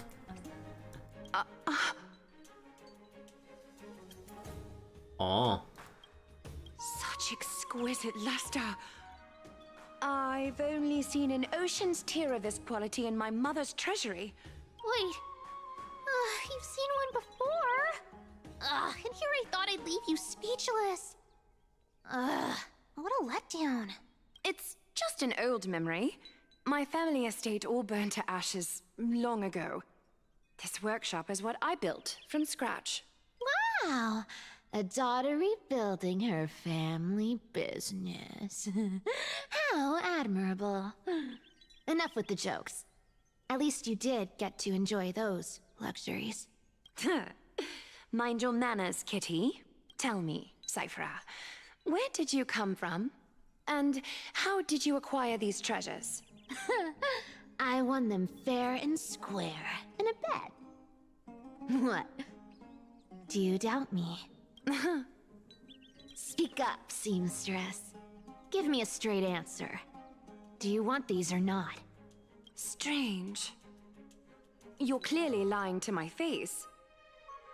But my golden thread doesn't tremble at all. That's because I'm not lying. I've been telling the truth from the start. Is that so? the scars and the mud stains on your face tell another story. Oh, come on. Can't we just do business without all this chatter? Don't worry. I didn't leave any evidence, so no one will bother you. Oh, another screenshot.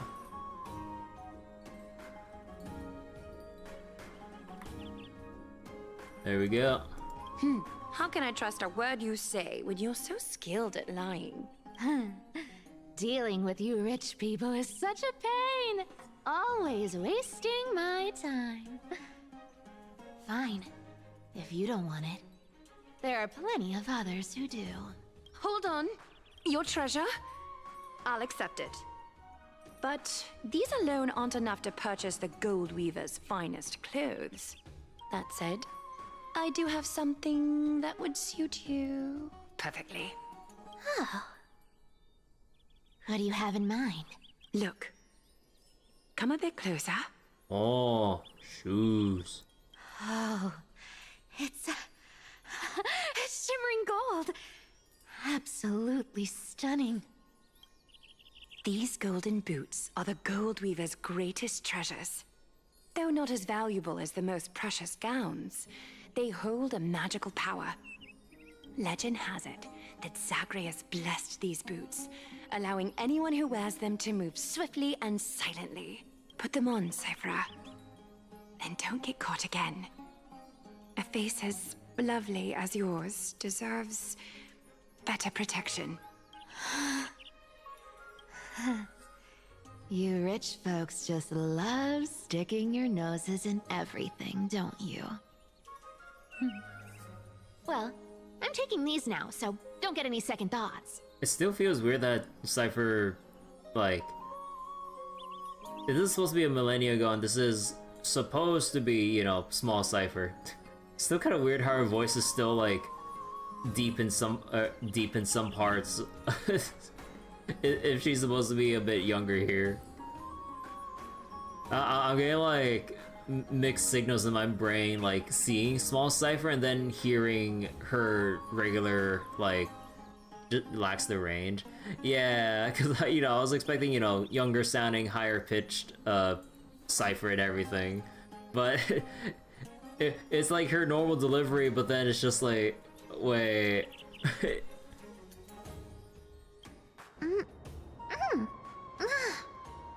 What's wrong? Do you have a smaller size?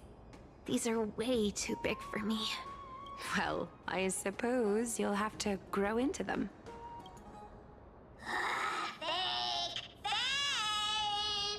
Do you have to interrupt me in the middle of my story? Fake?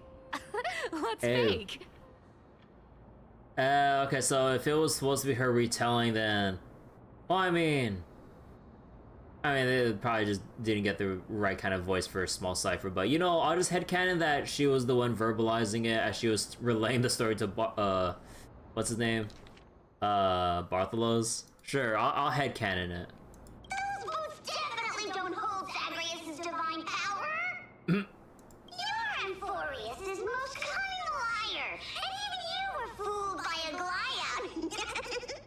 Watch your mouth, or I'll feed you to the fish in the River of Souls. Weren't you curious how I got tangled up with that seamstress?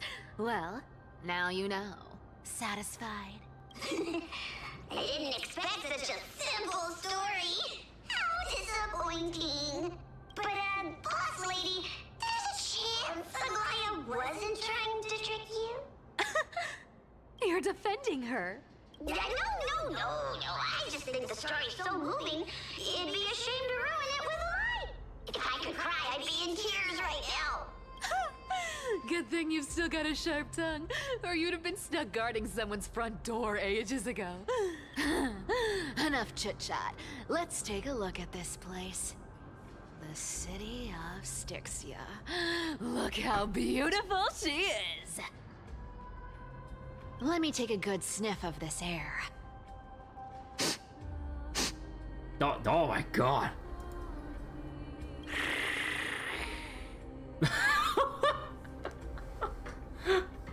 Oh my god.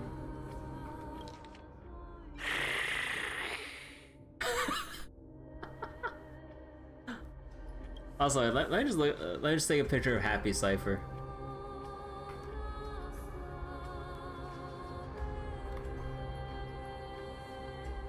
This air, it's filled with the scent of treasure everywhere. Wonderful, just wonderful. Thanks to Castorus and Grey Mystery, the ancient city's barrier was finally dispelled. The barrier? Now that I think about it, helping them was well worth it. Time for treasure hunting, Barto! Lead the way, and whatever we find, we'll split 80-20. Well, I have a suggestion. How about 70-30 instead? Listen closely. Do you hear that? The gnawfish in the River of Souls are growling with hunger. 80-20 is. How generous you are, Boss Lady Cipher. Anyway, what's with all this water? It's damp, cold, and miserable here. I hate it. Ooh, the mighty demigod of trickery. Uneasy around water. You wouldn't understand. The people of Dolos are talented in many ways. Just, not in swimming. Hmm. Why don't we have a race? Long distance, sprint, or laps? Take your pick. What's got you so worked up? Relax, relax. Who would have thought the fearless Lady Cipher was afraid of water? Cats hate getting wet. What's so hard to understand about that? Now, hurry up and figure out a way across. Or I might have to reconsider our split. Don't rush me. Let me take a look around. Got it. Let's use that thing. Come on, follow me, boss lady. Not a good imitation. I'll play along. Let's see where this goes, Bartolos. Oh. Tell me, how did you hunt for treasure when I wasn't around, boss lady? Trying to trick me into saying something. Not a chance. You're as sharp as ever. Aww.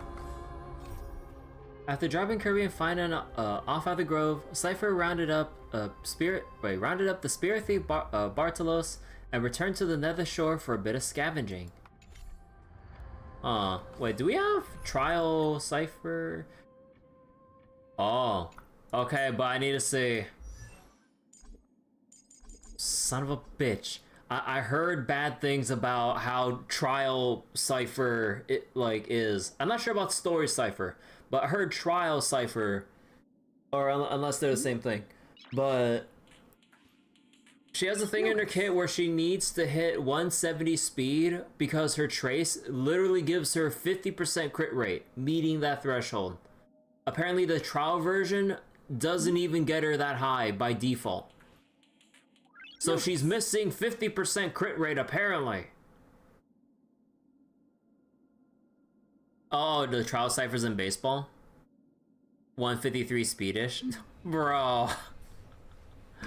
I guess I'll have to see how the story one is, so let me see. I believe what was the team again for Cipher? It was you can go 2 routes here. It was either with Fei Xiao or it was with what was the other team? Oh, I'm forgetting. But was it Ramen? I think it was. Oh, right, it was the Acheron team. That was the other thing for Cipher. Alright, let's see.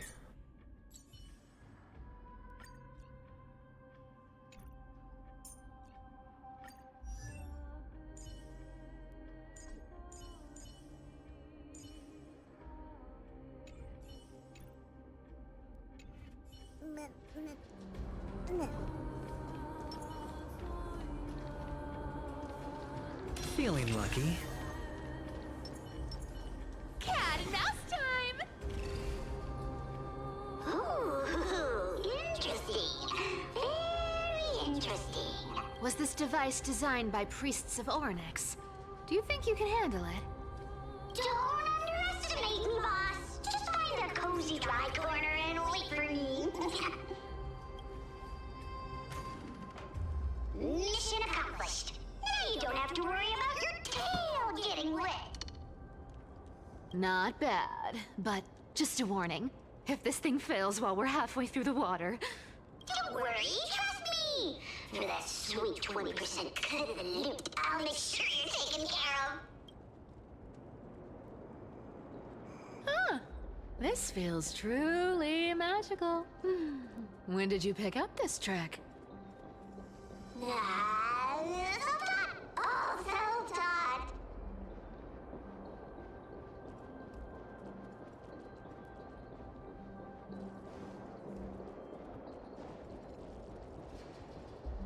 Alright, let's block off this way.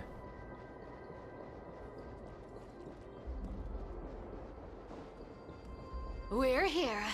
Can we turn off this spotlight now? It's really blinding. No problem. Just use the device over there to shut it off.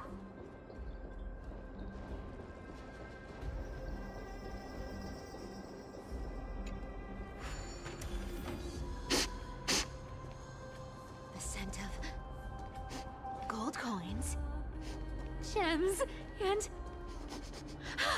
fine leather. It's so refreshing.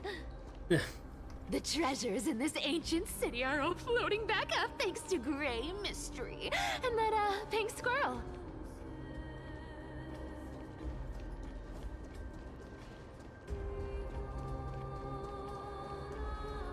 Yes, right here. What are you waiting for? Start digging. Roger that. Watch me. Bartolo's activated excavation mode, unearthing the treasure buried deep underground. Wow! That's a huge chest.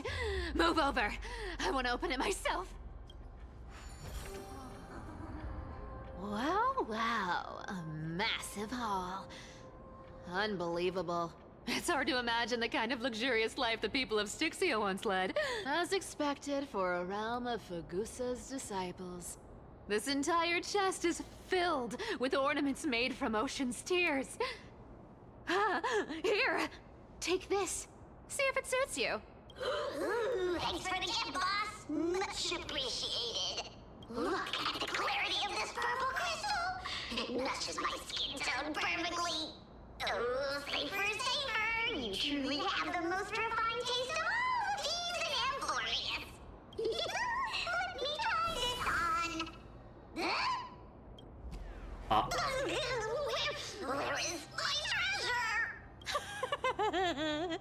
Get pranked. How long have we known each other? I can't believe you still fall for this. This is... How could I have forgotten about this? I'll believe it as true, and the lie becomes reality. What a convenient ability. The demigod of trickery's divine gift. Far more practical than any golden thread or teleporter. All right, enough fooling around. Here's the real thing. Lead the way. Cipher rules! I've already pinpointed the next trove of treasure! Starting navigation. Boss lady, we're set to make a fortune this time! Got any plans on how to spend it? Of course. Spend nothing. Have you forgotten my silly prophecy? I remember, of course.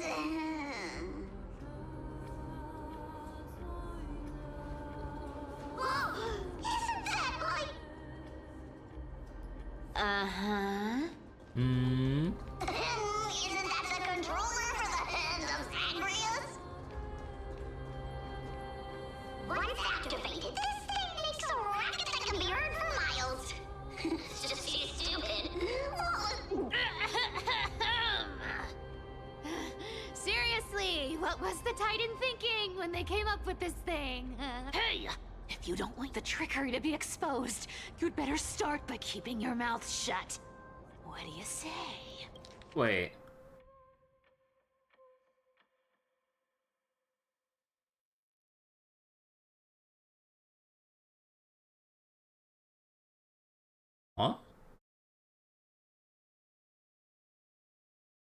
Wait, what's the secret behind the hand? Boss lady Aw. here. Absolutely right. I'll be careful with my words.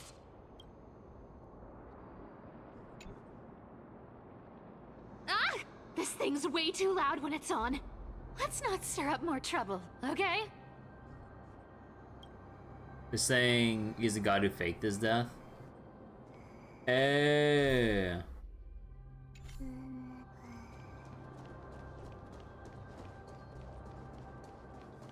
Oh, because I guess you can interpret the thing as like, what was Zagreus thinking, but then in a sense that like, or, huh.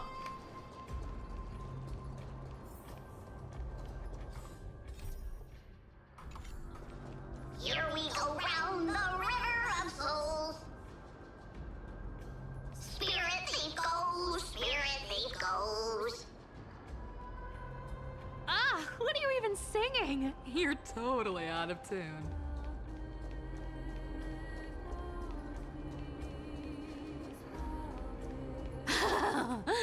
There's a big guy guarding this place. Yeah, big and dumb, just a pure lump of stupidity. Let the show begin. What? Ah. Look at its face. Oh my, how could something be so ugly? Yeah, so ugly. Ugly enough to make even me, a little imp without a digestive system, feel nauseous. If that ugly brute messes up my face, even the stoic Talantin might end up shedding a tear. Indeed, that would be heartbreaking. Clearly running away is a sensible choice.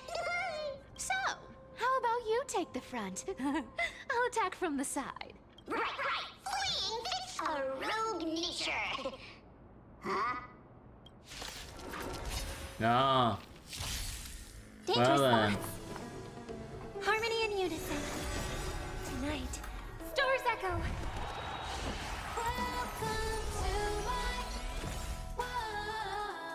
This cat will take it all. You found me! Ooh. Have your fangs and claws dulled. Never hesitate!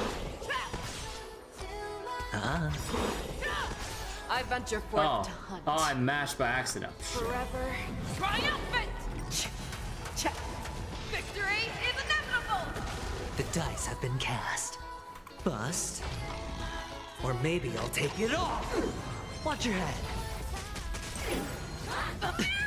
All in. Such an ugly and useless creature, taken down with just a couple of hits. How boring. Hey, Bartolos, are you still alive? Give us a squeak if you are. Squeak! Look at you, all shaken up. Can't handle even this bit of action. Should be safe here now. Get to work. Aye, boss lady Cipher. Bartolo's activated excavation mode, unearthing the treasure buried deep underground. Her attitude, I love her attitude so much. Extreme treasure sniffing. It doesn't smell like anything valuable this time. Since we've already dug it up, let's open it and see. Huh. Is this? Oh. Lore entry. The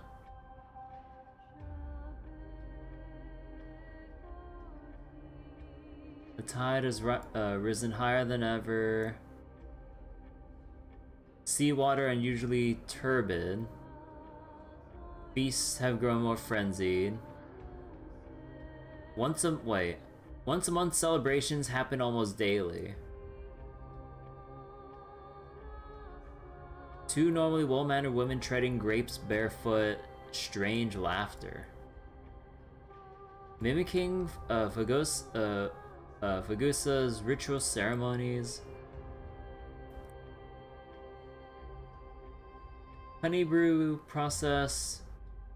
Yeast cultures mysteriously rot. Doris remains lucid. Strange music. Claimed to have seen the goddess in the water or wanted to get closer. Oh my god, it's like...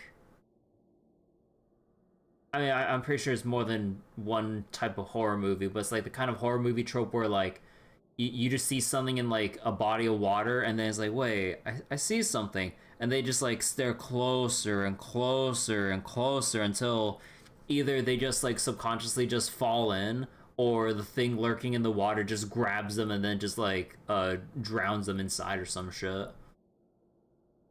Priests have forbidden all forms of musical performance, soldiers to patrol the docks. Nora, cloth merchant. Situations more dire. Spirit water pool dried up. Strange cracks in the wall.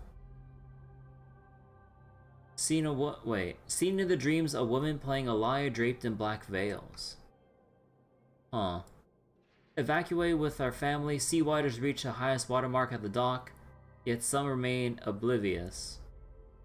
Yeah, some people are just partying, like, even as, like, the world, their land around them is, like, getting worse and worse by the day. Just everyone just going mad. Traveling for 3 days. Child develop high fever. Strange phrases that resembled an ancient ballad. Huh. Styxia was enveloped in a strange aura, with seawater shimmering in unusual blue radiance. Encounter fleeing townspeople. Seawater display strange colors and textures, sometimes thick as honey, sometimes solid as glass.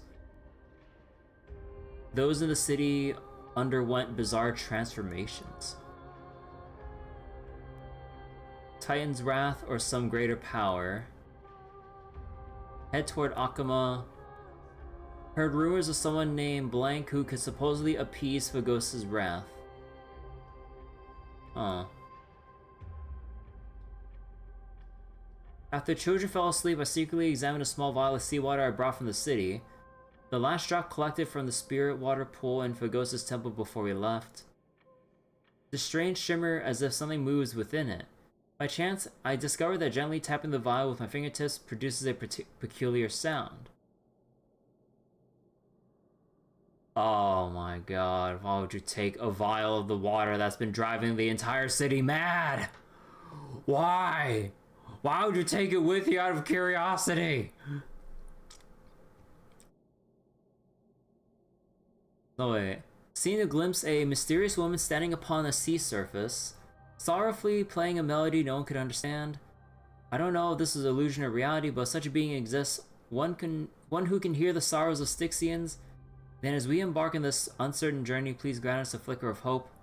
Akuma's within reach. Taking one final glance back at my homeland, beautiful scenery of old is nowhere to be seen. Distorted masses of light and shadow undulating. Foam heaped by waves before dawn, dissolving to gradually reveal its true cold nature. Damn, it's like the gradual descent into madness of this whole city. Ooh, this looks tragic. Do you think they made it to Akuma? Probably not. I've never seen or heard of anyone from Styxia and Akuma. At least, I'm still left for Dolos. Guess this city wasn't so lucky. It does seem unfair, doesn't it? Just because they were born in the wrong place, they had to face such devastation. Meanwhile, those in Akuma, simply because they're supported by the world-bearing Titan, continue to survive. Yeah, the world just isn't fair, is it? Speaking of the world-bearing Titan, Cipher, didn't you tell me once you used to be an apprentice at Kefali's priestly court? Huh. Apprentice at Kefali's priestly court. Huh. Did I? Yeah, you definitely told me, and I remember it clearly. Maybe it's been so long your memory's gotten a little fuzzy. Or maybe you're trying to trick her into believing that she was actually an apprentice way back then, but she probably thinks she can't remember. Ah, right. I did tell you. It wasn't a big deal. I just snuck in with a bunch of mumbling priests and watched them do their spooky rituals around some glowing rock. Glowing rock? Honestly, I was only interested in the wallets of the old grandpas on the council back then. Don't remember much else. It's been what, nearly 1,000 years? Oh, I see. But you in a priest robe? No, that's hard to picture. Who asked you to picture that? Besides, priest robes from 1,000 years ago were nothing like the ones today. Was that potential for a Cipher skin? Come on, don't hold on us. Look what Zenless is doing. Come on. Right. I didn't think about that. I was just curious if you ever overheard anything interesting from those priests.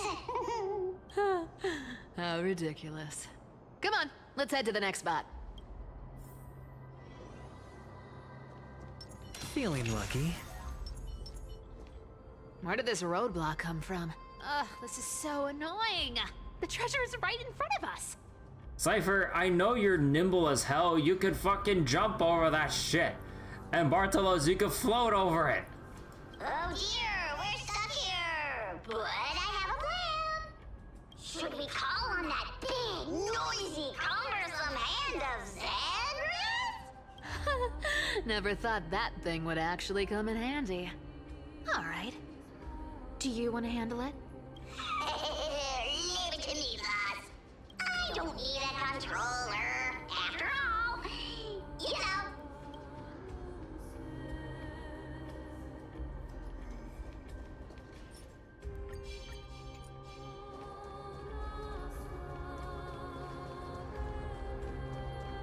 Wait, do I really have to go all the way fucking around? Oh, you gotta be kidding me. I have to go all the way around this shit?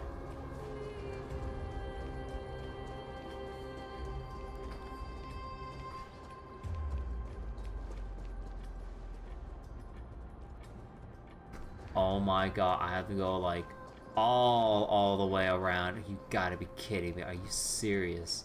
What the actual fuck? You made me go all the way around here to take this little fucking thing. And then finally, wrong way. Poke the purple gremlin. Hello. Oh wait. Poke. Oh, right. They. You know, I am so fucking blind. I didn't even notice the. I even noticed the little blip above Bartholos's head. Cause like my instinct was just like, he literally just said use me instead. Oh my god, like my mind is on autopilot whenever I see the fucking hand.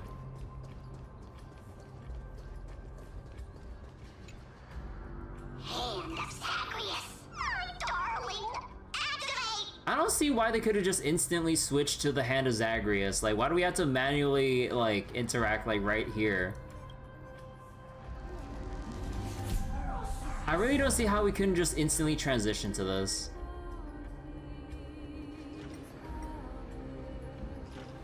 Also, is there any tokens here, or is it not? Oh, no, it shouldn't because it's story. Looks like a charm. Not bad. However, I still don't see how this ties into trickery. Let's go to the next room! Hey, slow down! That question you asked me earlier. I think I just remembered something. What did I ask? You know, that question. The one you specifically asked me. Right after we dug up the second chest? Forgive me, boss lady, but have you been under a lot of stress lately? I didn't ask anything. You must have imagined it. Oh. Is that so? Maybe you're right. I have been a little on edge lately. I need to relax. All right, let's move on to the next treasure trove. Treasure,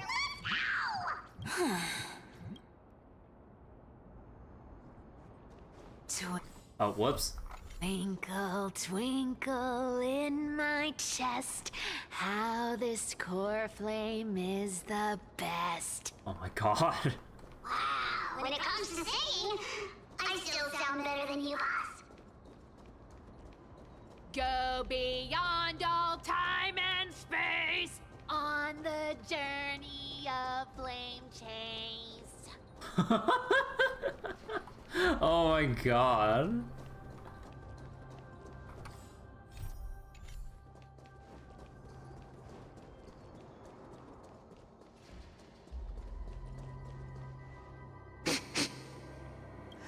This scent feels like something incredible is buried here. Incredible indeed! If even Boss Lady says so, how could I not be excited? Do I need to give instructions here? Get digging. Martelos activated, excavation mode, blah blah blah blah blah. What? Puzzles. Oh, isn't this a golden scapegoat? Interesting. Looks like whoever buried this treasure wanted to play a little game with us. Oh, isn't there a myth about this thing? Those who feared fire became sheep. Those who did not became human. Sheep, humans, whatever. All I know is unlocking this gets us treasure. Here, this honor's all yours. Puzzles and tricks are right up my alley. Just leave it to little me.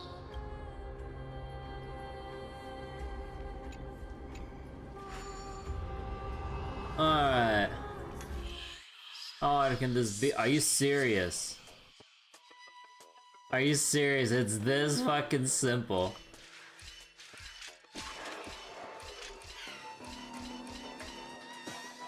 Come on!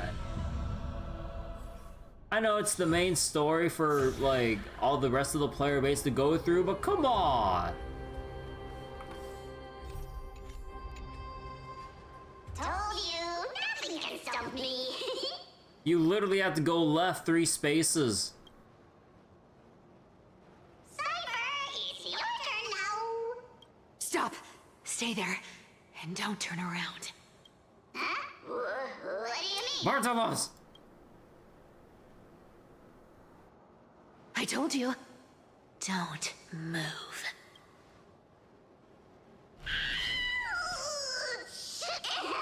My poor old back. Oh! Shh, quiet. Don't say anything unnecessary. That seamstress. She's listening. What? Boss, do you mean? Stay put and keep quiet. I'll handle her. Whoa, whoa. Seamstress. Getting sneaky, aren't we? Did you think I wouldn't notice your little spies lurking around me? As time passes, I find myself leaning more and more on blind luck.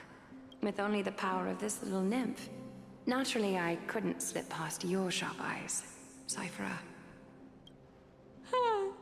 Even if you could fully control Bartolos's mind, I would still be able to see through your disguise. Aglaya. You've gone to such lengths to spy on my every move. What exactly are you after? I've told you before, you don't need me to succeed. Why don't you just let this go? I already made an exception and got involved with Castorus and Grey Mystery. Asking for more now. Isn't that pushing your luck a bit too far? I'm sorry, Cipher. I've plotted and schemed my whole life. But I never could have predicted our relationship would end up like this. I've spent centuries trying to figure out where I went wrong, replaying every moment over and over. But you've never given me a chance to explain myself, face to face.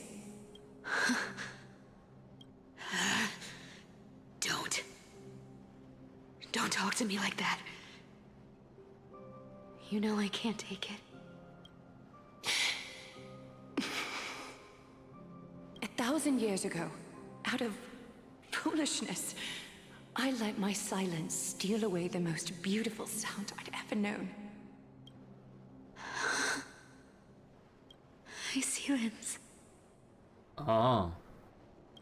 So this time, I must say this to you. Even if it's all in vain. I need you, Cipher. The Chrysos Heir's mission needs you. The finale I've delayed for far too long. It's finally here. Whatever resentment you still hold against me will fade once I'm gone. Please, come back to Akama. I'm begging you. Without you, they don't stand a chance. We can take out some cleaners, come on.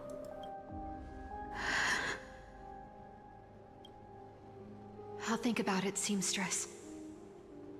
But stop watching me. Unless you want to lose me for good. Don't worry. As much as I'd love to hear your voice again, to see your face, it seems that chance will never come. Goodbye, Cipher.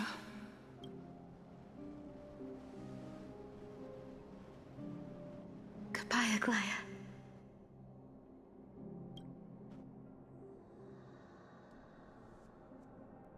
What a shame. I thought there'd be some real treasure under that goat's head. Bartola's not now.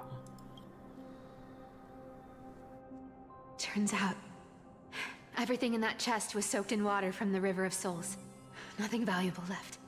Those relics were once priceless. But time has eroded away all that they once were. Aww, hearing that from you makes it sound so sad. Wait, why am I getting all sentimental? I haven't even processed what just happened. That horrible woman. When did she... Oh! If you see her, let her know this. As demigods, we can't avoid our duties forever. Oh my god, we went this far back.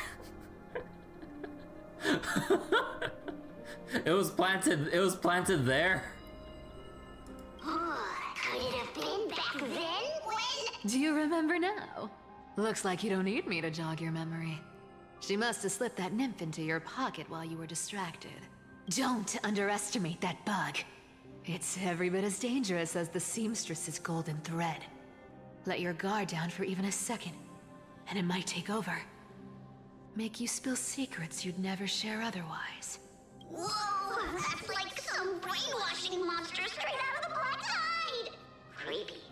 Boss, how did you realize something was wrong? I'm curious. What exactly did that nymph make me say? Huh. Actually, it gave itself away very early on. Speaking of the world-bearing titan, Cipher, didn't you tell me once you used to be an apprentice at Kefali's priestly court? We've been partners in crime for 1,000 years. We've talked about everything there is to talk about. Except for that one experience at Dawncloud. I never told you about that. I absolutely wouldn't have shared that with anyone. But, boss lady, there's a chance Aglaya wasn't trying to trick you? And as far as I know, the embodiment of trickery despises that golden thread which forces people to speak the truth. You'd never defend Aglaya. Isn't that right, Zagreus? You have a terrifyingly sharp mind. After all, I'm the only one in the world who knows you're still alive. To make sure you survive the Titan trial, I had to fool the entire world. If you want to keep that lie from falling apart, you'd better keep playing your part in the days ahead. Even if it weren't for saving my worthless little life, I'd still walk through fire for Cipher without hesitation. You may have been reduced to this form, but you still haven't lost your way with words. Speaking of which, Cipher, you're not taking that wicked woman's words to heart, are you? Life's been pretty great lately. Why get into trouble now? Don't you think? Honestly, I've been thinking. Maybe a trip back now wouldn't be too bad. You're back again, Cipher. Your face. Ah. I need clothes. Anything. Just throw me something. A piece of cloth will do. Just enough to cover the wounds. I will pay back the amount I owe. I promise. You're bleeding golden blood. Yes. What about it? So what if I'm one of those chrysosairs they talk about? Those infinitely strong heroes. World-renowned swordsmen. Exceptionally intelligent scholars. Cipher. Oh, I'm sorry to disappoint. Who knew that group of amazing people would include me? A pauper. Thief. Con artist. Maybe I should just make another cut to drain all this yellow stuff out of me and... Stop it, Cipher. I'll give you clothes. Warm you up and stay here. Stay in my workshop until you're healed. Aren't you going to ask me how I got these wounds? Right. What's the use? I'm so good at lying. Even your golden thread can be fooled. If you can't verify the truth, why bother asking at all? I don't need to ask. Nor do I need to use the golden thread. I know everything you do is for survival, at all costs. Stay here. You won't have to deal with the cold or go hungry again. Stay by my side, and you can start putting yourself back together.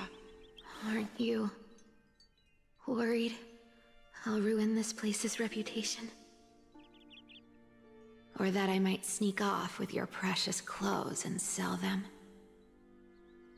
I wouldn't have invited you if I were worried about those things. You're weird, seamstress. You know, they say a child who often lies remains a liar for life. I've tried not to become a liar. But honestly, it's just too hard. I'm close to giving up. What makes you think I won't disappoint you? Because I can feel it. Not with the power of a demigod, but with the heart that beats in my chest. You love this place. That's why you keep coming by, but also why you hesitate to stay longer. You worry you'll tarnish the Gold Weaver name. After taking over Nestia's divine authority, I became used to letting the golden thread distinguish sincerity from falsehood. However, the mission I need to complete requires me to learn to trust and rely on my heart. Cipher, you're an honest thing I've given to this world. And also a challenge the world has given to me. Stay here with me. You have a beautiful face that deserves better than to be covered in scars and grime.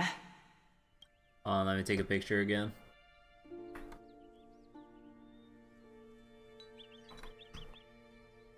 There we go. You've got a way of talking that's hard to follow. All right, let's make it a deal. You have 1 day to change your mind. Once the action hour passes, there's no turning back. Oh, now we're back to Trailblazer POV.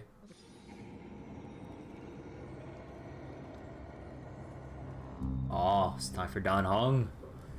These folks in black are not responding to provocations, nor do they seem intent on fighting. What exactly are they waiting for? Pressure. Fear. Planting seeds of anxiety. It seems this is the strategy they've chosen. An organization that sees it as their mission to eradicate the Chrysos heirs. I've read some chilling accounts. Stories of the cleaners using alchemical arts to implant fragments of memories into the successors, ensuring both identity and hatred live on. From what I know, these stories are true. The kindness we know today, strictly speaking, is the 27th kindness. Oh. No wonder kindness has like fucking like bone to pick with Aglaya and the Chrysos heirs in general. Holy shit, they've been like inheriting like the memories and hatred from like the past 20 some generations. Like holy shit. Yeah, that's gonna stack up a lot. Objectively, the rise of the cleaners was both inevitable and necessary. Yet, their ruthless and twisted methods earned them nothing but disdain and condemnation from history.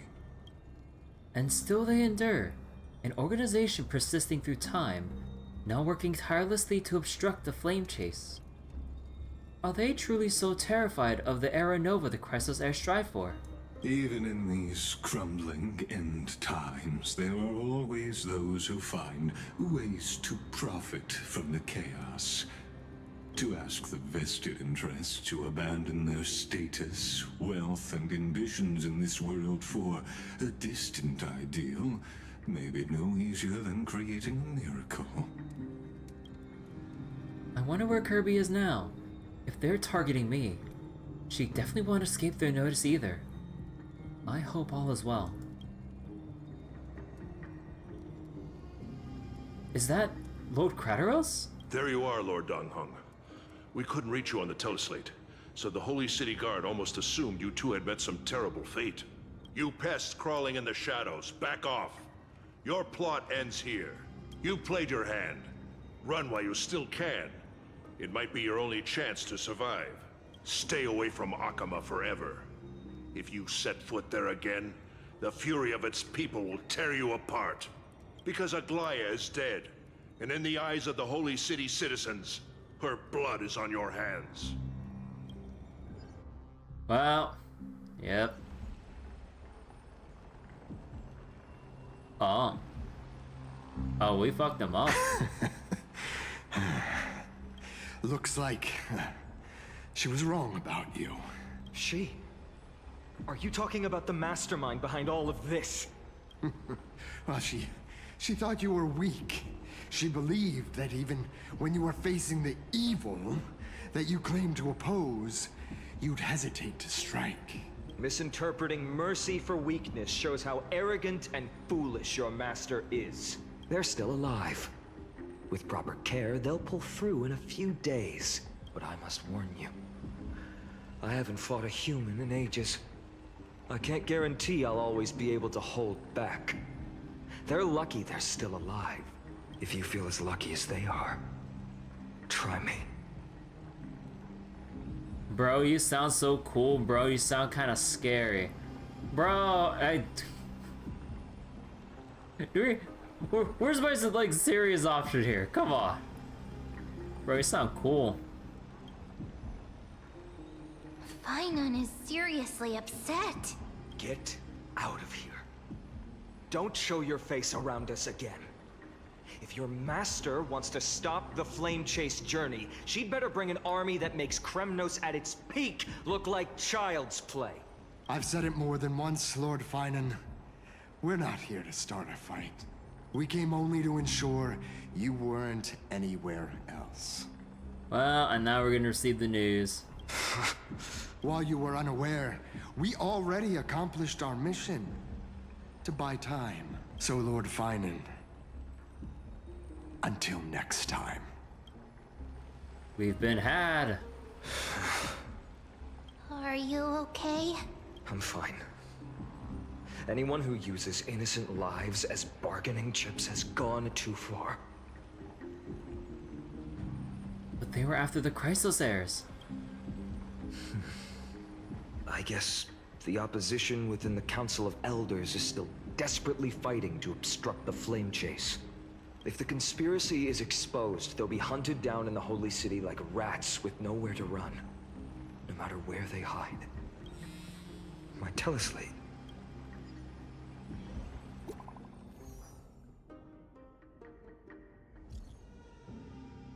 Let's see.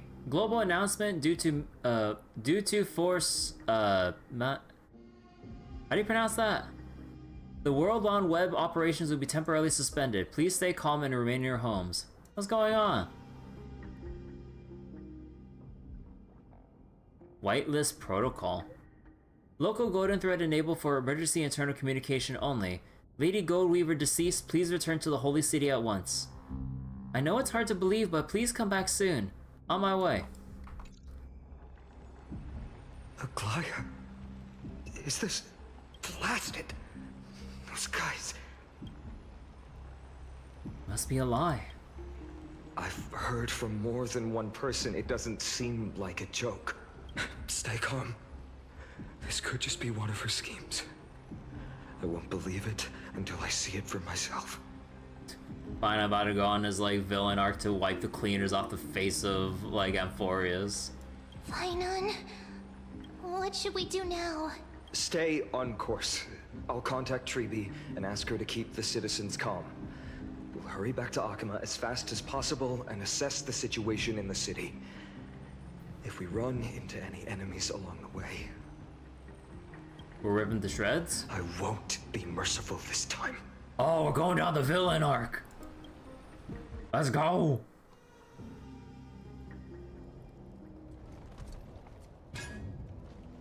Cartonis? Hmm? Oh, you're forging a sword for Fainon, aren't you? I haven't seen you wield the hammer in so long. I couldn't help but be entranced by the sight. Yes, let the hate flow through you. You, Aglaya, in this form you come to me. It means... We will all suffer the fate that clock enemy endured. That's right. At this moment, my physical form is already shattered. My journey as a human in this world has come to an end. It's time to fulfill our pact. Of course. The pact I haven't forgotten. The thing I entrusted to you, do you still have it? Far too plain this vessel is. Not worthy of you. Do you still insist? I insist. Over the past 1,000 years, every piece of fabric I've worked with has been tainted by my cold divinity. It's made me hate their colors, texture, and scent. This ornament stands apart. It was a gift from a child. She was pure and kind. I often wished my childhood could have been like hers. How to say goodbye to everyone? Have you already planned? I'm afraid there's no such detailed plan at this time. I deeply regret not being able to say farewell to them, one by one. The moment has come. My departure will give them one less thing to worry about. This parting gift should help ease the regret of such a sudden goodbye. Invented for the Titans, Kremnos' soul-forging technology was. Though divinity it retains, filtered out, the remnants of humanity will be. Is that what you want, Aglaya? You've confirmed this with me repeatedly. Yes, Cartonis. I need you to do this for me. Condense my divinity into this ornament. It might still be useful in the future to help them complete their mission. Selfless until the end. Envy that child, there's no need to. Already lived a grand life your humanity has. Your praise puts my heart at ease, Grand Craftsman. Now, please, take me through the last tempering that fate has to offer.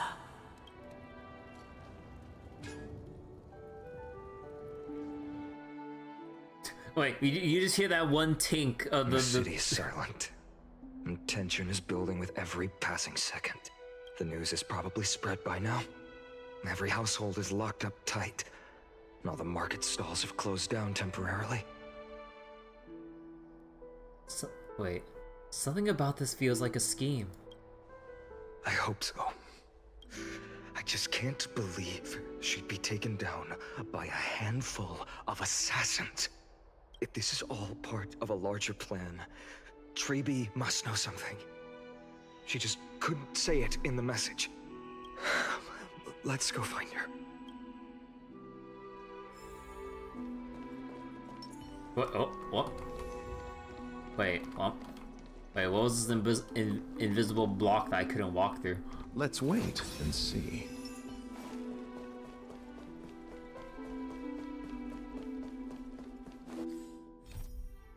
Kratos brought word of Aglaya's death, and the garment maker's message that followed confirmed it. I was stunned. After shaking off the cleaners, I returned to Akuma at once. Upon reuniting with Kirby, I sought out our companions to learn what had happened. Wait. Oh, wait, is this from Fina's perspective? Huh.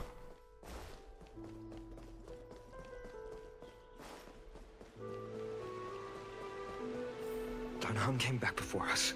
Oh, wait. Well, maybe he's heard something. Oh no, Kratos brought Dan Heng. Oh, yeah. I'm so stupid. I was like, wait, where did Kratos show up again? Fucking, like, goldfish memory, sorry. Watches this hidden block is a secret to Star Rail Ace. Ah, you're back. How's everything? No injuries, I hope. Don't worry. The cleaners didn't lay a hand on us. Lord Kratos, were you in the city when it happened? What exactly went down?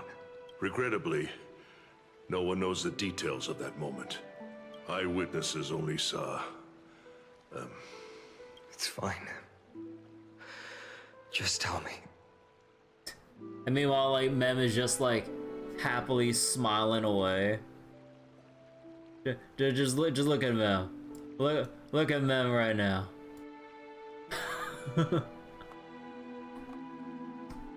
Eyewitnesses at the Memorial Palace saw Aglaya fall from the Chrysos airbath. Oh, God. So A stands for arbitrary code execution? She showed no signs of life by the time the Holy City guards approached to check. They were too afraid to jump to conclusions. After all, she was a demigod who lived for over 1,000 years, the leader of the Chrysos heirs. Most citizens of the city believed that death couldn't touch her. She was pierced through the heart by a uniquely crafted dagger. I saw it for myself. It's one of the weapons carried by the cleaners. Why didn't they go after us? So it's actually how you got the item needed to shiny hunt Mew in Pokemon Emerald? Ah. I also don't understand. This doesn't add up. The ones who appeared in the Grove and those who confronted Dan Heng in the Abyss didn't immediately resort to violence.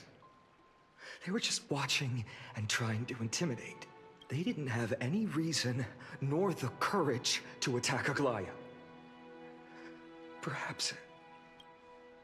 Speculating blindly won't help. Let's go find Lady Treby, as she understands Aglaya's mind best. I'll stay here to lead the guards and maintain order. Find out what happened, but don't take too long. With Aglaya gone, someone has to take her place and lead Akuma. Also, Miss Hyacinth was the one who declared Aglaya dead. You might want to speak with her. Thank you, Lord Kratos. I'll stay here to lead. Also, Miss Hyacinth.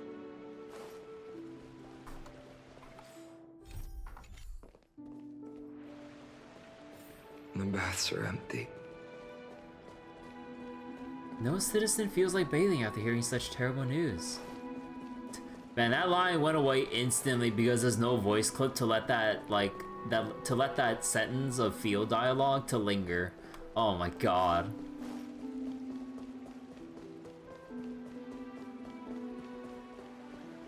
Heroes, you're back. And up we go.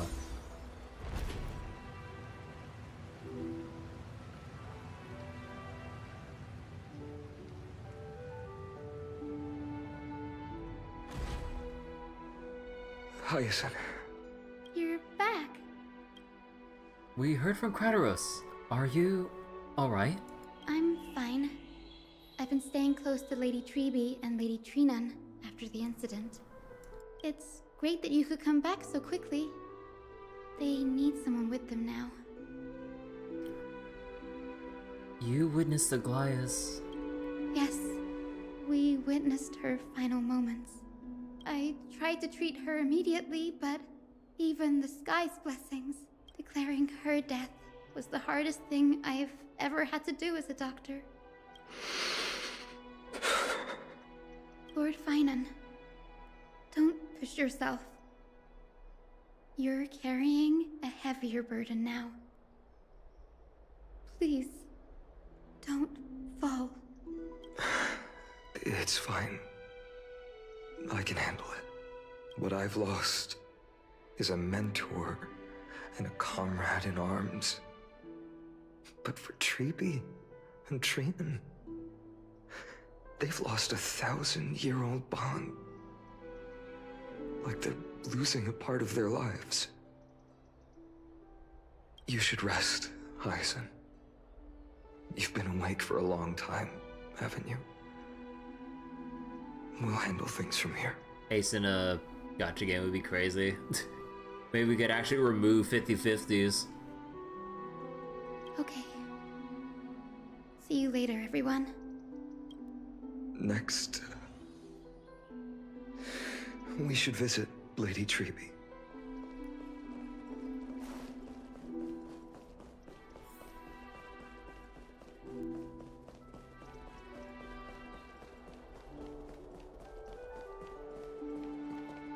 What was the server side? Damn. I mean, yeah.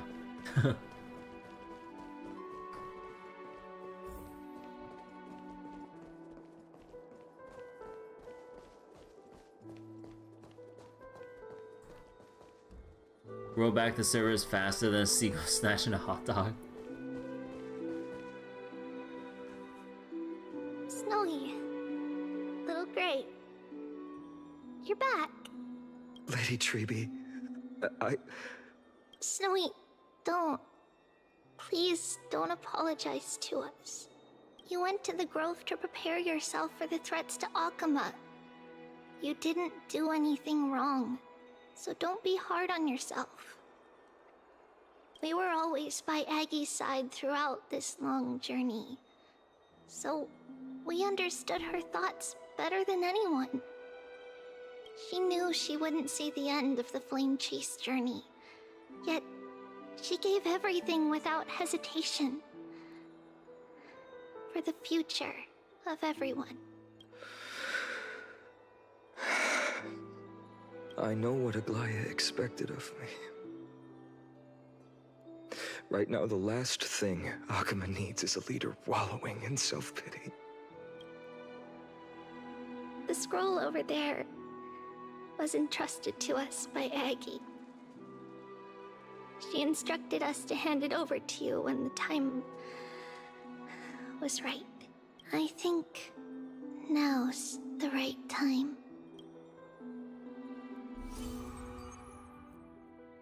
Oh. Golden threads frayed at the fringe of an era. Posterity took up the sentiments formerly hanging on its web. The tragic news heard during your travels. Head to the book and write it down. Review the memory remnant.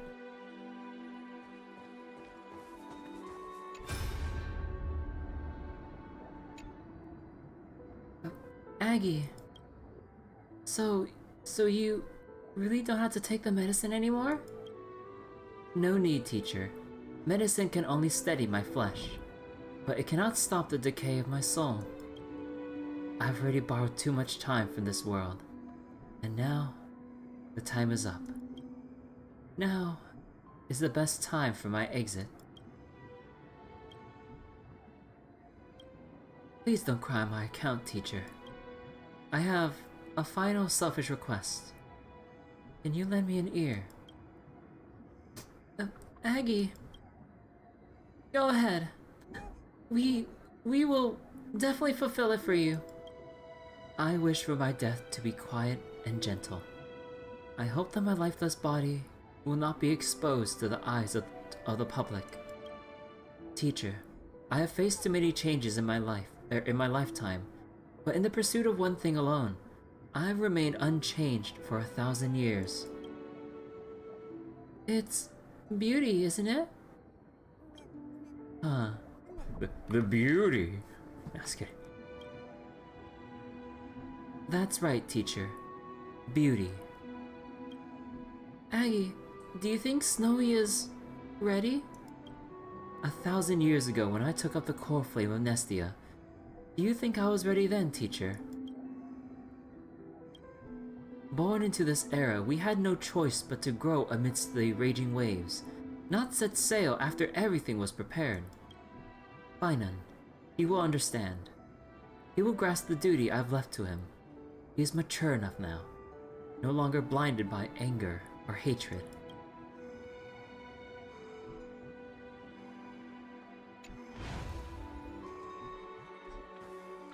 I do the RP walk over to the scrolls.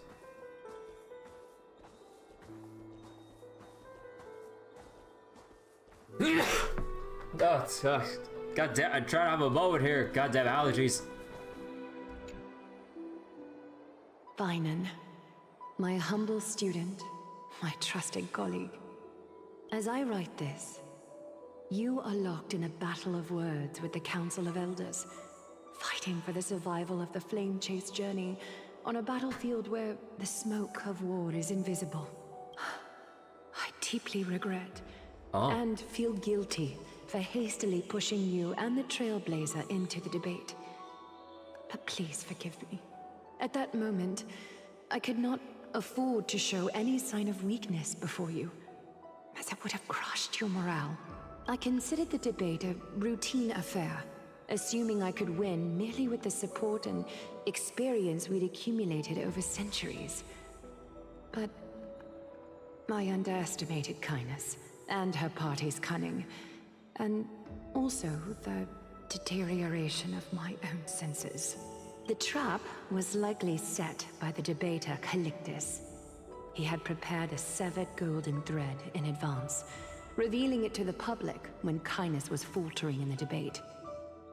He claimed I was reading everyone's thoughts with the golden thread to cheat in the debate. I could have countered that low tactic in 100 ways. But my words slipped out before I could even think about them.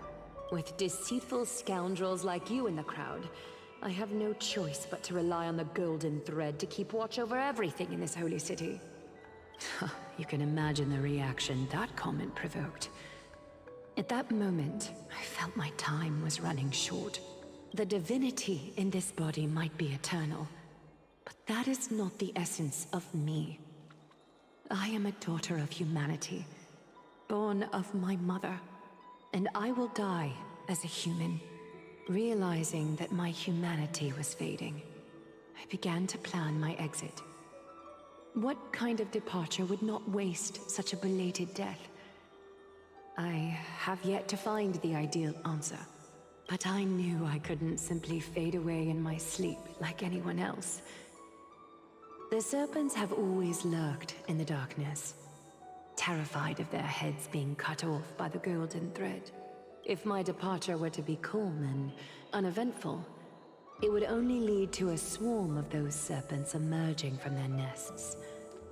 Regrettably, a peaceful death is a luxury I cannot afford. I must feign weakness deliberately to make those serpents lose patience and act rashly. Just as they think they've struck and sunk their fangs into my heels, that's when I'll strike back, igniting the final blaze to burn away the threats hidden in the shadows. So she like took a couple of them down with her? The blaze soaring into the sky might sow fear and confusion, but I have no worries about people losing their way. After all, Arkema still has you to guide them, Finan. You're not perfect, Finan. I've witnessed your confusion, recklessness, and deep sensitivity, dawn after dawn. The heavy burdens of your past have always weighed you down, inflicting deep pain. Yet, in your way, you are perfect. You embrace everyone's imperfections, always ready to find the precious qualities hidden beneath their rough exteriors. Unconditionally. That might be what sets our Sky Father Kefili apart from other deities. They recognize the imperfections in their creations, yet still choose to shine their light on them, offering protection with unconditional love. Finan, while you zealously pursued strife, believing it to be your destined path, from the very beginning, my thoughts have never changed. You are the destined world-bearer of Amphorius, the gate to Amphorius's future. Oh. Go, complete the flame-chased journey of the prophecy, ignite the stars, and inspire hope in the hearts of humanity. I will be waiting at the end of the West Wind, looking forward to the miracle you will create. Aglaya, how could I possibly be worthy of the burning torch you've passed into my hands?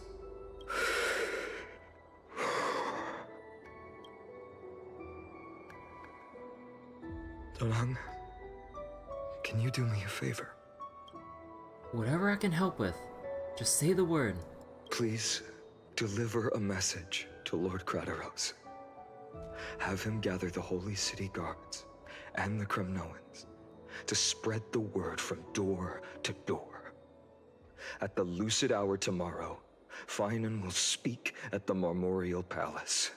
Urge everyone who has concerns about the Holy City's future and the Flame Chase journey to attend this gathering.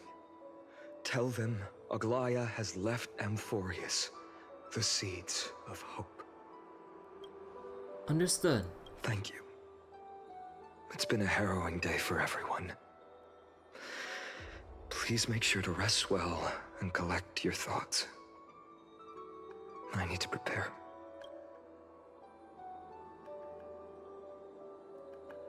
Finan, Cartonis has arrived.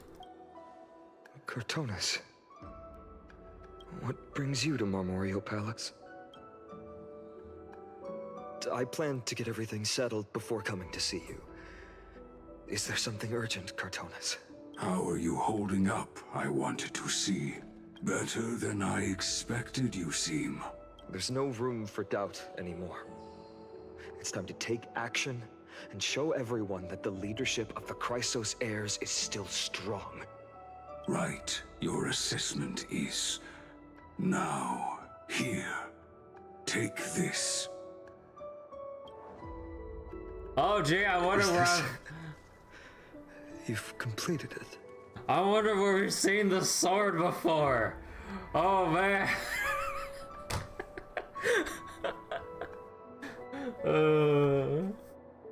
Oh gee.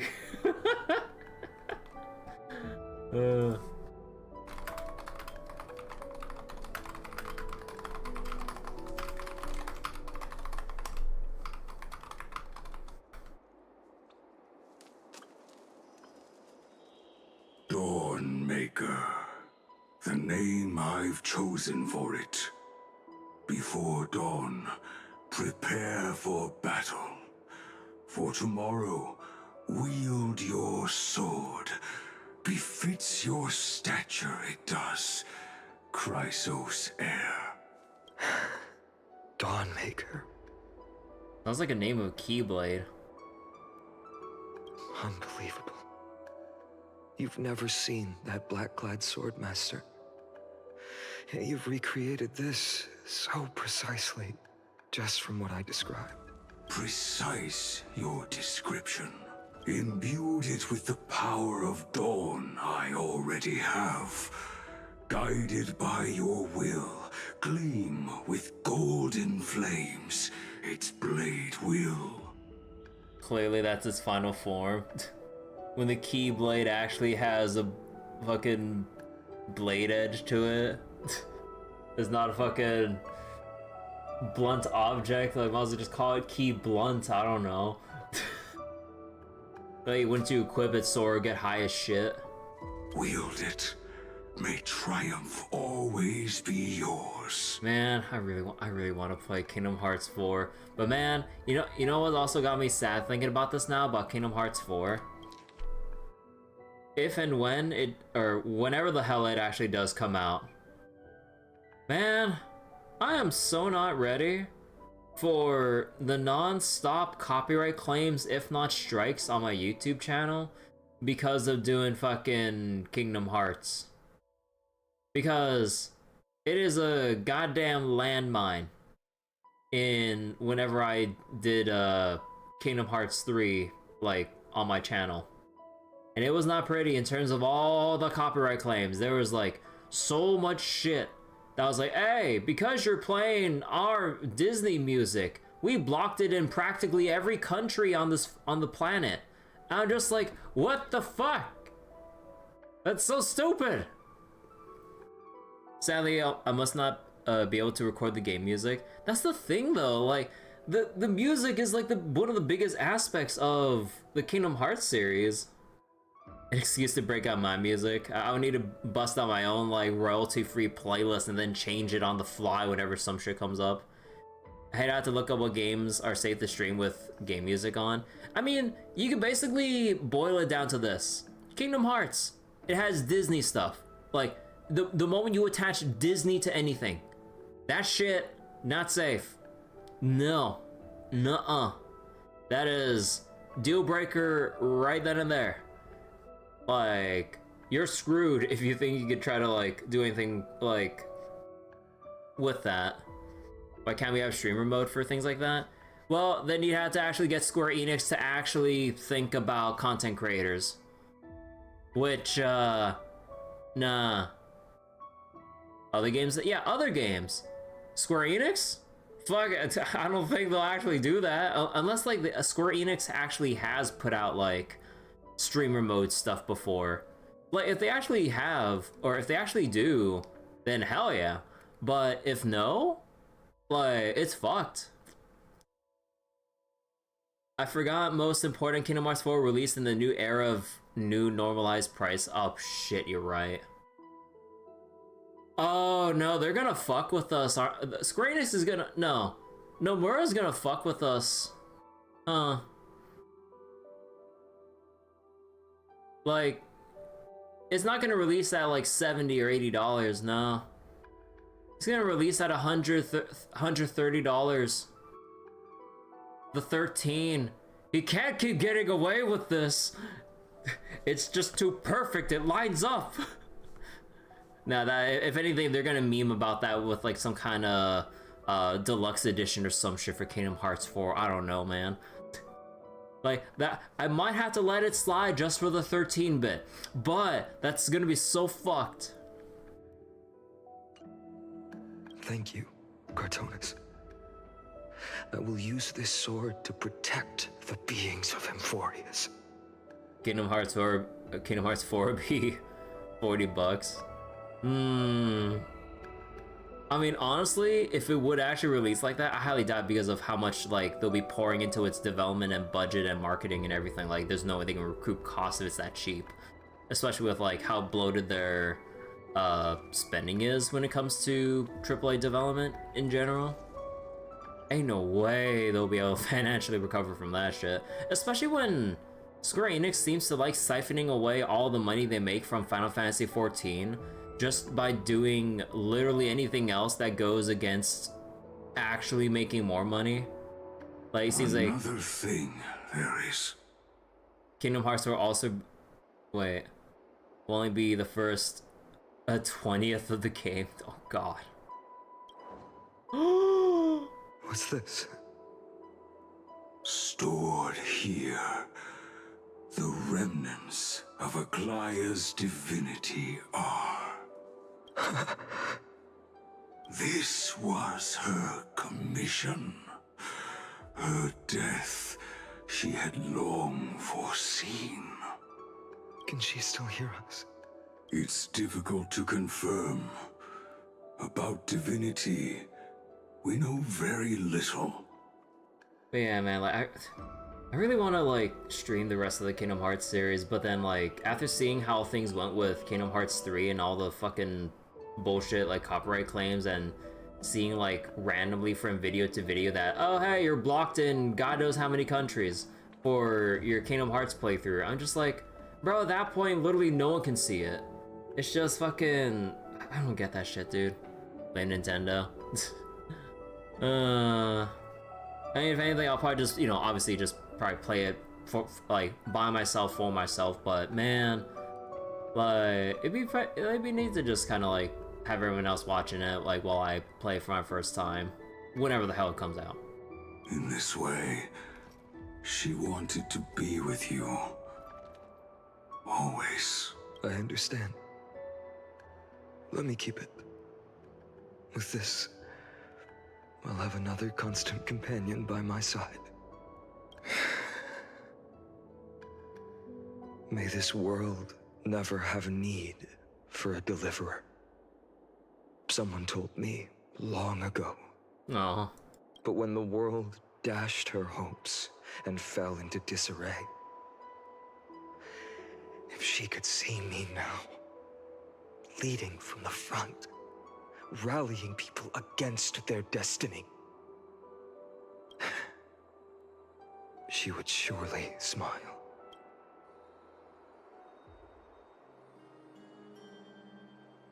Oh? Oh, we getting to the... How will the Holy City continue without Lady Goldweaver?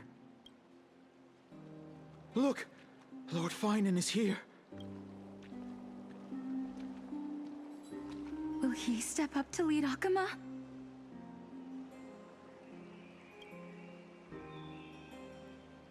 Not long ago, I spoke at the Citizens' Assembly at Dawncloud.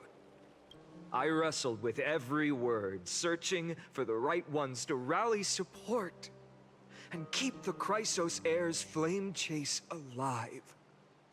In the end, I remembered a lesson from one of my teachers. In battles where words are weapons, outrage and blind passion often overpower reason. I followed his strategy. I painted my opponents as nothing more than pests, tore apart their character, and laid out their crimes. The strategy worked. I secured enough votes to achieve my goal, but afterward, there wasn't even a flicker of joy. I realized that apparent victory masked a deeper failure. In my pursuit of success, I fueled division and strayed far from my very purpose that led me to the flame chase journey. This journey was supposed to unify, not divide, to strengthen us, not weaken us. It was the gold thread that mended our rifts in the past. Some saw it as a means of surveillance, a tool of control.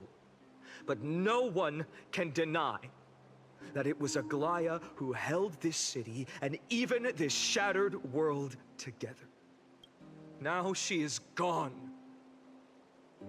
Yes, as you have heard, the demigod Aglaya, who guarded the holy city for a millennium, has indeed fallen.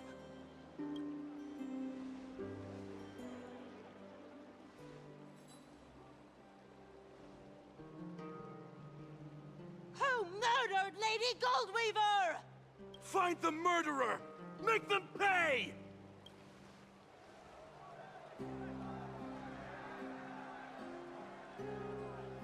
I felt the same as all of you initially. I wanted to stand here beside you, to condemn the sinners, to discuss retribution, and to see justice brought down upon them. But my perspective has changed. The golden threads that once bound this city have unraveled. Yet no one is celebrating their freedom from control. In the empty markets and bath chambers, one feeling lingers. Unease. Deep down, we all know the last safeguard against the harm we may do to each other is gone. No divine power will protect us from the malice in our hearts. From now on, only the moral code we choose to uphold for ourselves will stand between us and the abyss. Finon has a way with words. Wait, be quiet and listen carefully. There's something special about a man of letters. If it were me up there, I could do it too. Oh, shut off. Be quiet and listen carefully. Oh, all right. Let him have his moment, Mem.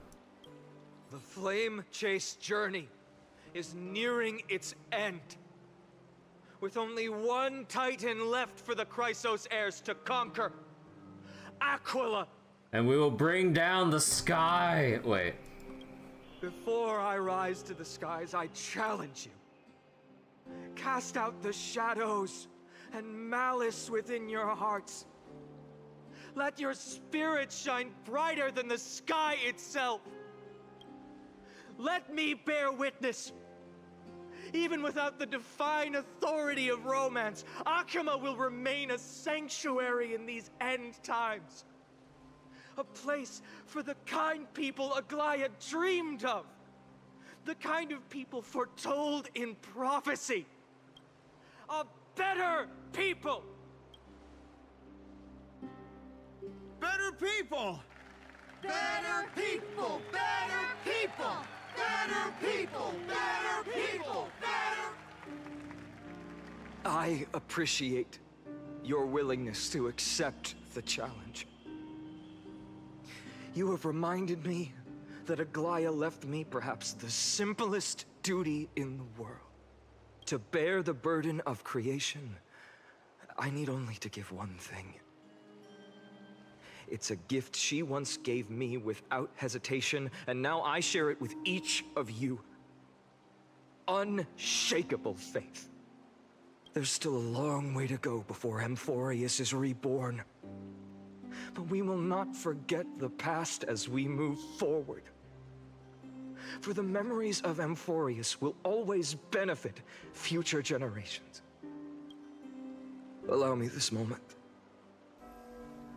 I want to borrow a few minutes of your time to commemorate a demigod who protected the Holy City for a millennium. She was Akuma's dressmaker, the leader of the Chrysos heirs, the Gold Weaver, Aglaya, and her greatest feat was being a selfless person.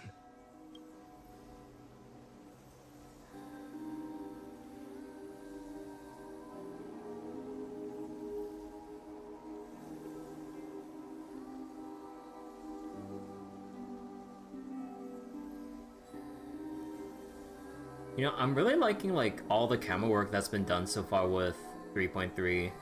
Like, they've been a lot more proactive with like... That singing sounds so familiar. Oh. But yeah, like, they've been a lot more active with actually changing the angles and actually kind of making the scenes not seem so, like, still, I guess.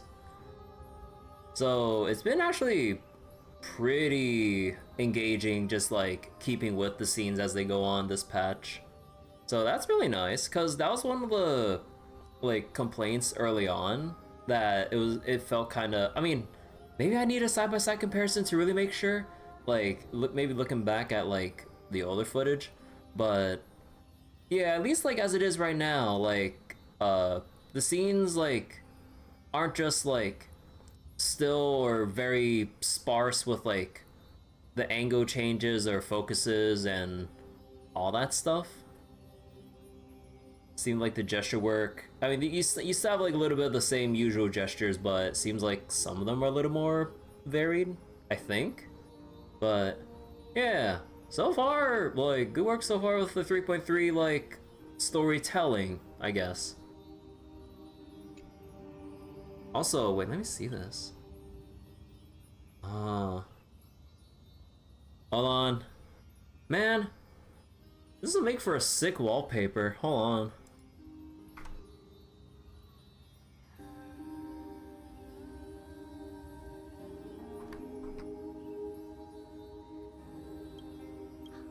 That's our song, and Snowy used to love it. Yes, Lady Trian. For that child filled with anxiety. Your songs always dispelled the clouds in my heart. Even if for just a moment. Snowy was so cute and kind when he was little. Now, you've grown so much. Maybe not as cute, but still just as kind. Time spares no one, so there's nothing we can do. But kindness, you helped nurture it in me. Don't mention it. Your light is as bright as ever. Keep it up and stay strong. See you, Snowy. Goodbye, Lady Trian. I heard what you said. Are you suggesting the debate tactics I've taught you are nothing but sleight of hand? Not at all, Professor Anaxa. Honestly, without those techniques you taught me, the Flame Chase journey might not have survived. Good thing your head's still clear. The Chrysos heir of Kefali. I had no idea you had it in you while I was drilling those formulas in your head in class. Who could have thought, Professor? By the way, I've completely forgotten those formulas now. Aww. Some things never change. In our next lives, I'll teach you how to truly embrace your divine duties. I'll be waiting. Goodbye, Professor Anaxa. Aww. Miss Castros, aren't you going to say something? Lord Finan, you have always been so approachable. Ever since we first met, you've seen me as a friend. It was the first time I understood what everyday friendship was like. But that's dangerous. Dangerous? Laughing and chatting with you, I sometimes forget who I am. And for someone with my kind of power, that's a real hazard. I hadn't thought of it that way. Sorry, I forgot to consider your perspective. Please, no apologies. Despite everything, thinking back on the times we spent together makes me really happy. I feel the same. Goodbye, Finan. Goodbye, Gastras. Aklaya. Remember, Finan, after completing the flame chase, leave the decision to initiate the miracle of Genesis to the Amphorians. You know, I only just noticed this about, like, the handle for Finan's sword. What the fuck is this whole thing, like, spiky-ass thing right here? Like, when you're just wielding the handle and you have the spiky-ass thing here, like, how are you gonna end up not jabbing your hand, like, jabbing this thing into the back of your hand? Like, bro, why is this here? They could have gone without this and left, like, the spiky things on, like, this little part here. At least your hand wouldn't stretch out to poke the spikes from, like, the little, like, bits over here. Man. The Chrysos heirs are the executors of the prophecy. Yet they, the people, are the true masters of this world. Rest assured, I always keep your teachings in mind. The difference between a presumptuous hero and a tyrant is a fine line. Well said. You've got a good memory. It's late. Anything else you'd like to add? Anything else? Even in your imagination, I'm not one to show my vulnerable side. Even in your imagination. No worries. I've long understood how difficult it is for you to open up completely. Thank you for bringing me here, Aglaya. You saved me. Maybe what I wanted to save wasn't you, child, but this crumbling world. Goodbye, Finan. Goodbye, Aglaya. Did you forget me? Aww. Forget you. Like I'd ever. We aren't parting ways forever. You're just off to guard the gates at Castrum Kremnos. Let's not make this a tearful farewell. You know just how to make a person uncomfortable. I have a feeling we'll meet again in this lifetime. Let's have another showdown then.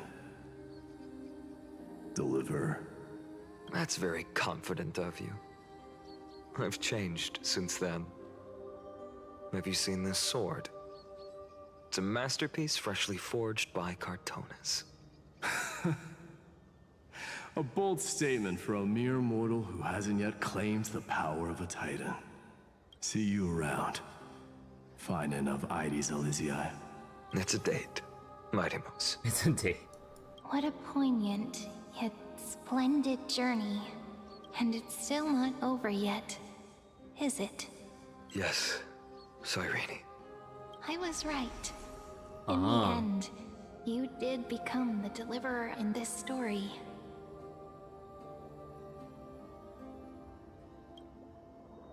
Huh. Hold on. More screenshots.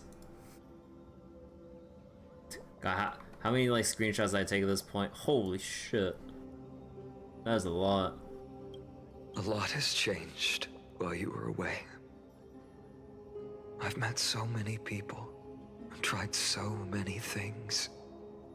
I've found new resolve. And I've let go of some attachments. I'm not the same person I used to be. But to me, you've never changed at all, Finan.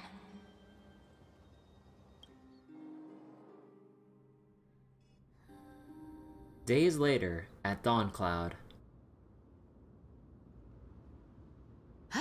Dawncloud. This place holds so many different kinds of memories. I remember you could see the Goldweaver sign from here. All the way down the mountain. But my eyes aren't what they used to be 1,000 years ago. Cipher? You... Seamstress. Tell me, does Akaba have any treasures so rare that not even your... I mean, our shop has seen? Of course it has. I heard there's a gem of all worlds hidden somewhere in Dawncloud. Apparently, it's a piece that fell out of the Dawn device. It's truly a priceless treasure, being a part of Kefali's divine body. Even I, the Goldweaver, cannot witness its glamour. Gem of all worlds. Nice! Got it! Well, please keep looking after the shop while I... Let me guess, Cypherer. You're probably already plotting to sneak into Dawncloud to steal that gem, aren't you? And your next move is probably trying to sell it to the highest bidder, then distribute that money to the poor and the refugees in the Holy City? Look, seamstress. Are you sure you aren't peeking into my head with your golden threads? You might be skilled at covering up lies, but your compassion is all over your face, plain as day.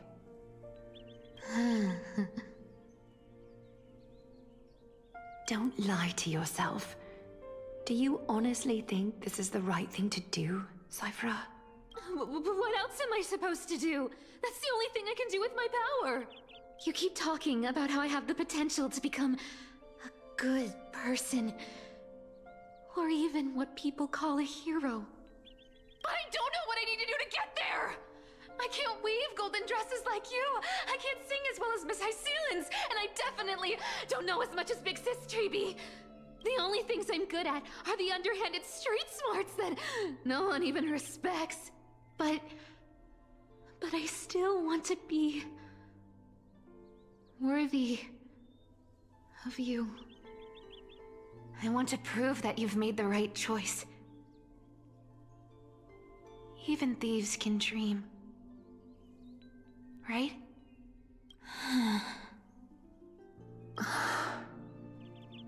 I know, Cipher. I know.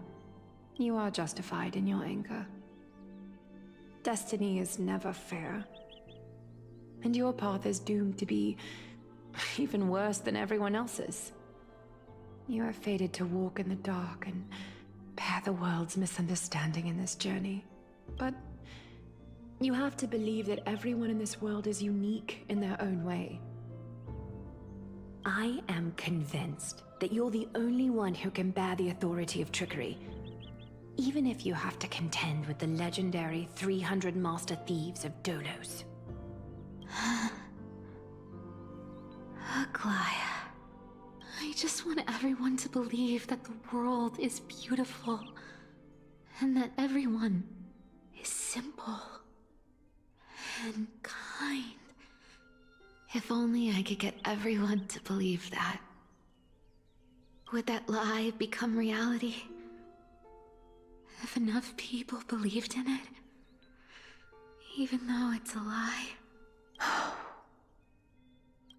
Lies will always be lies, Cipher. But sometimes they can be more noble than the truth. Huh. Are you really planning to just stand there forever? Honestly, sneaking around doesn't suit you, Deliverer. I never thought I could slip past your sharp ears, Miss Cipher. I just didn't think it'd be right to interrupt when you're obviously lost in thoughts. Huh. Still as charming with your words as ever, boy. Your speech at the public baths wasn't half bad. I'll admit. It managed to touch my heart. Just a smidge. Thank you. I had a feeling back then that you were in the audience. Intuition certainly is a thing of wonder. Oh, and you didn't call me out on the spot. You waited all this time to tell me. Well, I thought you'd need some time to yourself. After she passed away. None of your business. Enough small talk. Tell me, what kind of trouble did you run into that you need me, the super old-timer, to step in?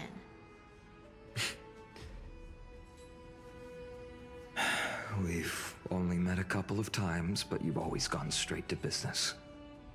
I respect that about you, old-timer, so I'll cut to the chase. You're probably aware that Aglaya has earned the support of the entire city for the Chrysos heirs. Everyone believes that she died at the hands of council members who were against the flame chase, and the citizens' fury has been dragging these schemers out of the shadows one by one. But they didn't get everybody. To this day, we still haven't found Elder Kynus, the leader of the cleaners. Ah, I see. You're afraid she'll do something wild now that she's pushed into a corner, aren't you? Yes. I believe that Kefali's core flame, forever enshrined above the council theater, would be the opposition's final trump card against the Chrysos heirs. We're setting out to campaign against Aquila in a few days. With the Chrysos heirs gone, it'll be their best chance to strike. You think those desperate dogs will try to snatch the core flame while you're gone? So, you want me to give them a nice long walk while you're away, right? You sure saw right through me, Miss Cipher. I know exactly what you can do. Godlike speed, perfect disguises, untraceable movement, and that most enigmatic authority of trickery. I have only one request. Please, use whatever tricks you need to protect Cavali's core flame. Even if you have to deceive the rest of the Chrysos heirs as well. Uh-huh. Hey, Deliverer. Do you honestly think that there's no way I'll turn you down? Do you even have any plan Bs if I decide to nope out on this? As the demigod of trickery, there are no other trump cards in the world that can outrank you. I'm sure you know the answer to your own question, Miss Cipher. What confidence. You talk as if you have everything in the palm of your hand. Huh. So you did learn a thing or two from her. I'll give you that. Oh. Then let me tell you something you don't know. The Flame Reaver. They've been watching Akama closely. You mean... Bet you didn't expect that, huh? I've been tracking them all this time. And this is my conclusion. That lunatic may have lost their mind. But they're no fool. Why do you think they haven't made a move on Akama yet? Professor Anaxa once analyzed this. He thought it was probably because Kefali's core flame was protected by the Council of Elders' secret arts. Ha! Sacred art's my foot! I could break those mechanisms with a flick of my finger. Allow me to let you in on the actual secret. They probably held off from attacking Akama because the Seamstress's defense network was way tougher than you thought. Now that she's gone, and you're heading out to the Eye of Twilight, with the city's defenses in shambles. Oh my god. What a dangerous situation we find ourselves in. But since you're the one who brought it up, I'm guessing you already have a solution in mind. Just look how ridiculously calm you are right now. Hello, Julian. How you doing? But you guessed it right. Consider this a 2-for-1 deal. I'll keep that lunatic entertained on top of protecting Kefali's core flame. You owe a big favor after this.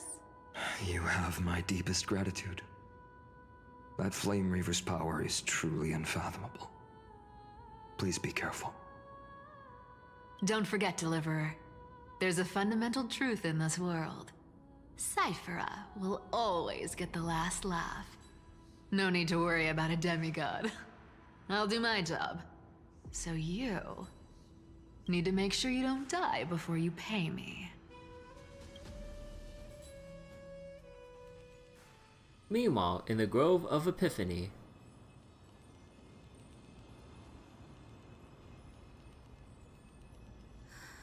I'm back. I've been trying to stay away from here since the Black Tide destroyed the grove.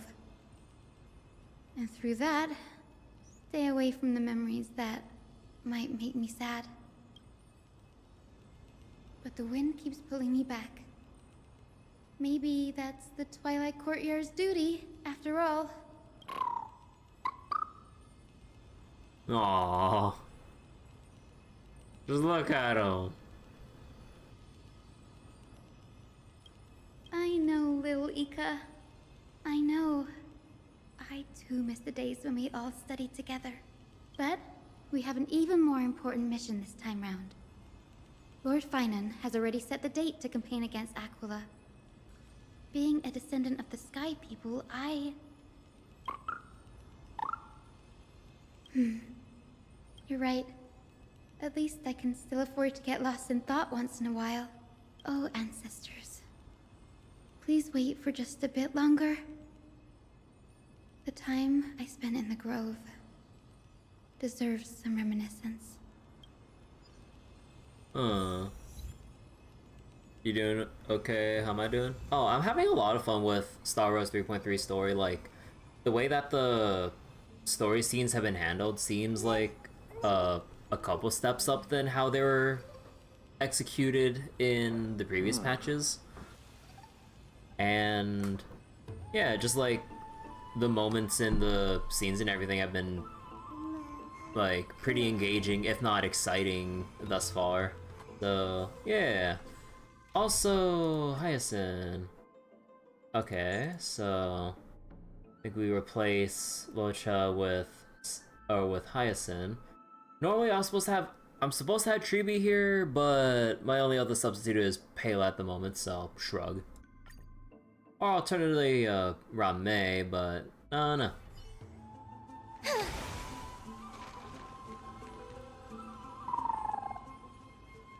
Story almost made you cry.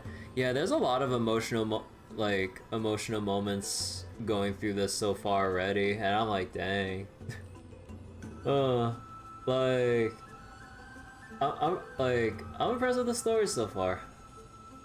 This was where Professor Anaxa gave us the lesson. I can still see that day in my mind. And that was your last lesson in the Grove. Now, each of you will head off on your own path. How much the Grove's teachings can help you in the real world depends on how well you can put knowledge into practice. However, heed this warning. If you ever do anything disgraceful out there, don't ever claim you were the student of Anaxagoras, one of the 7 sages. Professor Anaxa, there are still other classes scheduled on the calendar. Are you sure you didn't... Firstly, call me Professor Anaxagoras. Secondly, to clarify, the last lesson means the last lesson I will teach you. I will be entering seclusion from today onwards to research ancient alchemy, and all my teaching activities will be put on hold. Ah, I see. So you're saying that the lessons taught by all the other teachers aren't good enough to be considered lessons? All you do every day is wag that sharp tongue of yours. That's a credit deduction, fine enough IDs Elysiae. I have nothing left to say. Next. Please wait, Professor. According to the Grove's protocols for a cohort's final class, the lecturer should take some time in that lesson to discuss the students' post-graduation aspirations with them and guide them toward a solid path. Surely you can't skip such a crucial step, Professor. The teaching assistant, Miss Hyacinth, is truly Professor Anaxa's nemesis. Huh. But, that's the train of thought that I forgot about way earlier in the stream.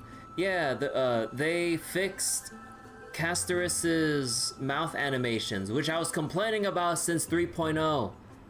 Sadly, we're in 3.3, so we've had 3 patches of her mouth animations being super fucked up.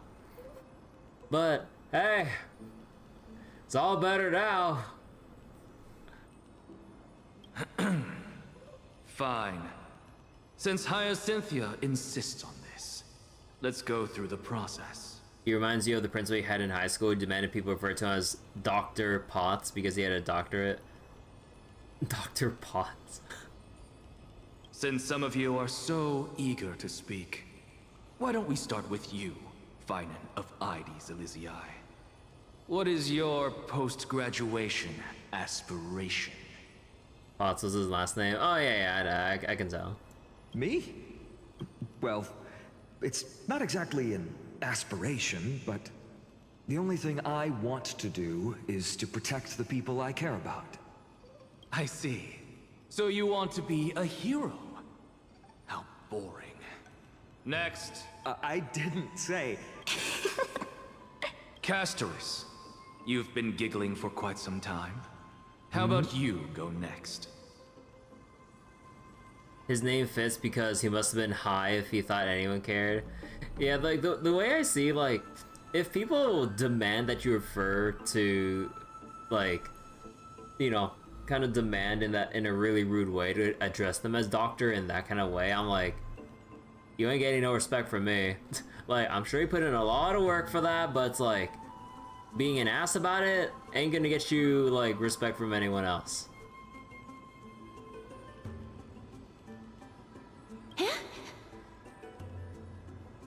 Perhaps answer is a bit vague and meaningless, Professor Anaxagoras, but I hope the world can be freed from the agony of death, so that every living being may find calming peace.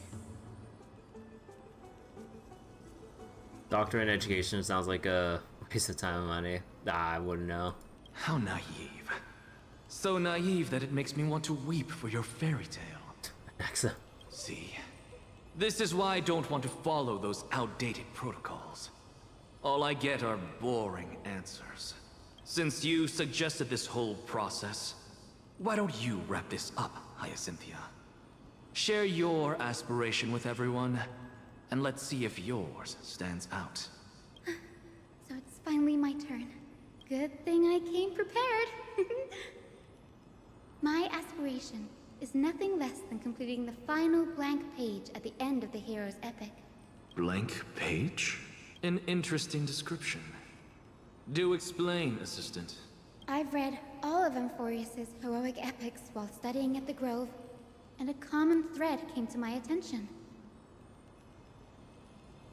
Almost every epic ends with a description of the hero's achievements.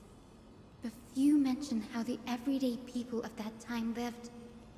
No one recorded the struggles and suffering the commoners endured.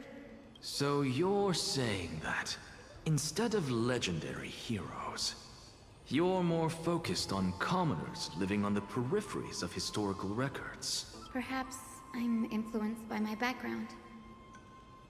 My ancestor, Celeos the Day Thunder Knight, raised her spear against the sky and ushered in the flame-chasing era that continues to this day. Her story is told to every child descended from the Skyfolk. We have no doubts about Celeosi's greatness, yet her towering figure overshadowed every record from that entire era. What about the Day Thunder Knight's family, allies, and friends? What about the survivors and those who died in the great battles? Whenever I think about their stories by the campfire, I realize the details of those legends have been long lost. And only Celeosi's name remains. Hyacinth is cute. Oh yeah, Strawberry Barbara is super cute.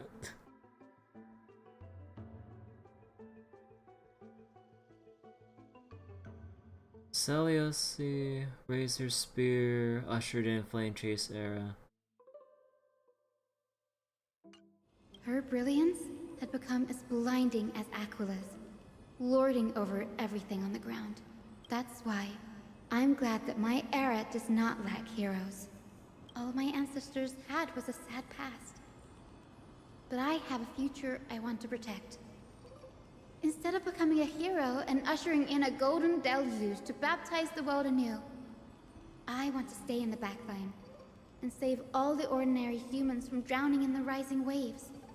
I wish not to return to the sky, but to walk among the masses on Earth. I believe it's the only way for the saga of creation, to include a footnote for the everyday people in its blank page.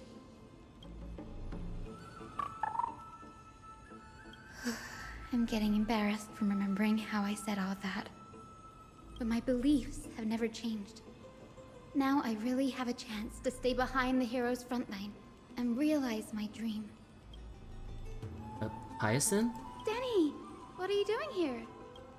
I didn't expect to see you again in the Grove. Anna mentioned you were gearing up for the campaign against Aquila. Are you here to... Oh my god, you can see the little X for little Ika's butt. Oh my god.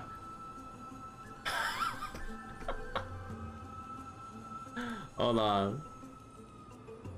Oh, whoops.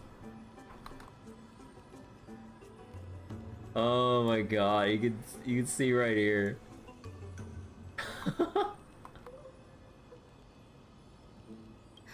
You guessed it. To reach Aquila's realm in the sky, descendants of the Sky People must perform a bloodline ceremony, summon the spirits of our ancestors, and get their blessings. Where am I looking? I was looking at the text box here, but like Ika That's the is only way like for creatures floating on Earth to force his the giant rainbow bridge to the ass like sky. right above it. And the soul of the first ancestor I want to see is here in the Grove. So wait.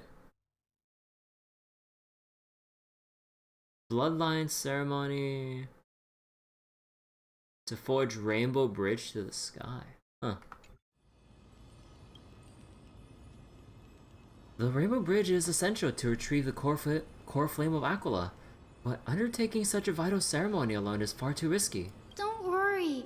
I have little Ika with me. You will protect me, won't you? Oh my god, the little like sounds so adorable. Good, Ika. Well, what brings you here, Danny? I'm collecting as many myths and research about the Titans as I can. Everything about Forest is a viable addition to our databank when I get back to the Astro Express. Right. If all goes as planned, you and Gray will be able to go home after this mission, won't you? Yeah, we gotta get ready for Fate's Day night. Yes, assuming we can actually break the curse about worlds beyond the sky. I have a feeling it's not going to be smooth sailing. Oh? Could it be that you too have some kind of hidden powers to make prophecies now? That's not it, but I'm starting to question how real everything is after a conversation with a member of the Council of Elders. Aww. Another picture. Nope. I didn't understand that either, little Ika. Don't worry about it. There's a lot I still don't understand. Since we've already met up, why don't you come with me, Danny? I was thinking the same thing. The grove is fraught with danger right now, and an extra pair of hands translates to extra security. That's the dependable express guard for you. So, shall we get going? Why don't we for it? Wait, where am I going? Oh, that way.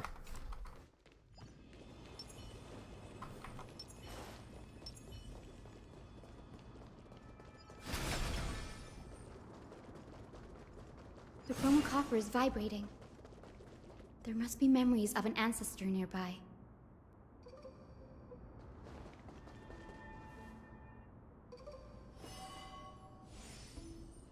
What's this? This is the divine object of the Sky People, the chroma coffer. Definitely not you looking for hours hoping I see the exclamation mark in the lower left corner. How you doing, this? Back to lurking. Wow! Our ancestors dictated that when a descendant of the Skyfolk is ready to challenge Aquila again, they must first awaken the spirits of their ancestors with the chroma coffer and receive their benediction. Only after this can the chosen Skyfolk reascend to the heavens. Is it to prevent those who are not qualified from pointlessly losing their lives? Very prudent, wouldn't you say? The soul of an ancestor slumbers here. Now, I will awaken them. Right. Dude. I am Hyacinthia from the Twilight Courtyard, a descendant of the sky who has inherited the duty of flame chase. The time has come to fulfill our clan's destiny. I will join the heroes of the prophecy to return to the sky and retrieve the core flame. Was that little flying abomination? He has a name! It's Little Ika! Look how normal he is! Look a little crown. Ancestor, please bestow upon me your generous blessing.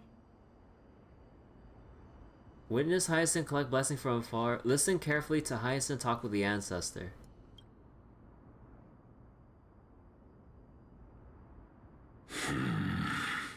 Who has awakened me? It's Hyacinthia, a descendant of the Sky People. I apologize for interrupting your slumber. You are Lord Crispus, aren't you? I've read your story in our family tree.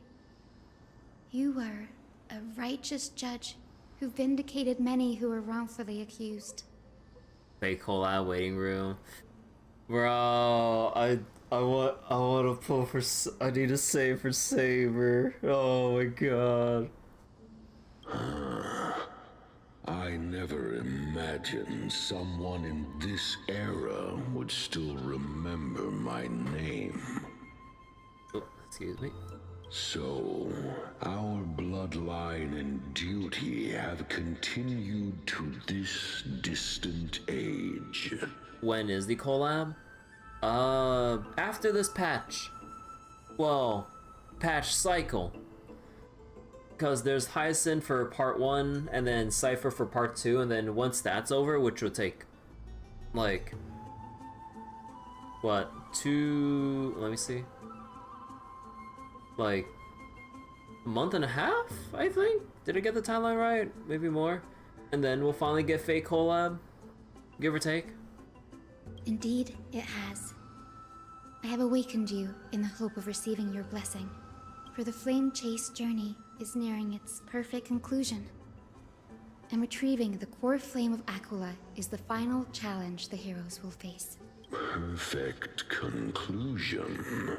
Hyacinthia, you look very young, and you do not have the bearings of a warrior who can contend with a titan.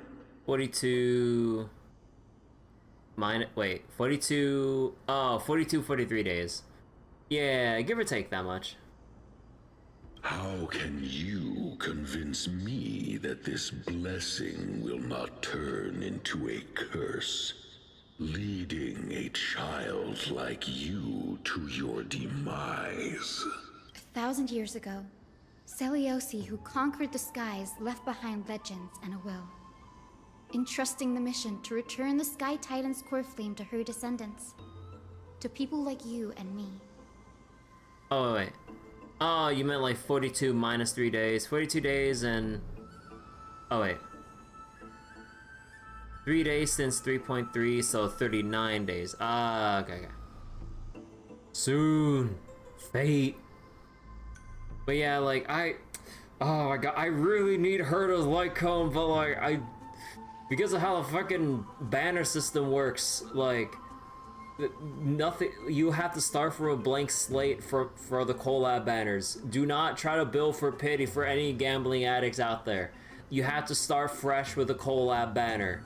I will say this now, like, hold your pulls if you haven't touched the banners already, if you're saving for Fate. Although, I remember seeing some posts that some people, like, tried gaming the system by getting the guarantee set up, like, well before any specific details came out. And yeah, I can imagine people who probably, like, are hard saving with a guarantee built up and everything. I bet that they're gonna be mildly upset about the fact that it has to start fresh. I'm gonna have to go for broke on Artoria's craft essence. Yeah. There's also a little tidbit on it that I find pretty funny, but that's going into, like, leak spoiler territory. Although I will say one thing about the flavor text. They actually do call her Artoria! Holy shit! Holy shit, they actually call her by her real name. Hallelujah. That's all I'll say on that. Though I'm not a warrior, I will not turn away from the mission that has flowed through our blood for 1,000 years. And I am not fighting alone. I have the strongest and most tenacious companions in the world. No one tell Nasu. Amphorius is in an era brimming with heroes. The burden of retrieving Aquila's core flame no longer rests solely on the shoulders of the chosen Skyfolk. Arturia banished to the Shadow Realm. I was thinking about the other forbidden spelling for Artoria. With a certain letter L that should not be there. God. What makes it worse is when you see fan art and then people in the descriptions write the incorrect spelling for Saber's name, and I'm just like, bruh, no. Don't buy into that. Don't do it, please. Yeah, it was Altria. It's just like, Nasu, why? pretend he said that. I now wield the power of healing. I aim to mend the fissures in the sky and heal the wounds of the people. I desire to define the mission of the Skyfolk in my own terms. To conclude the vigil that has spanned millennia.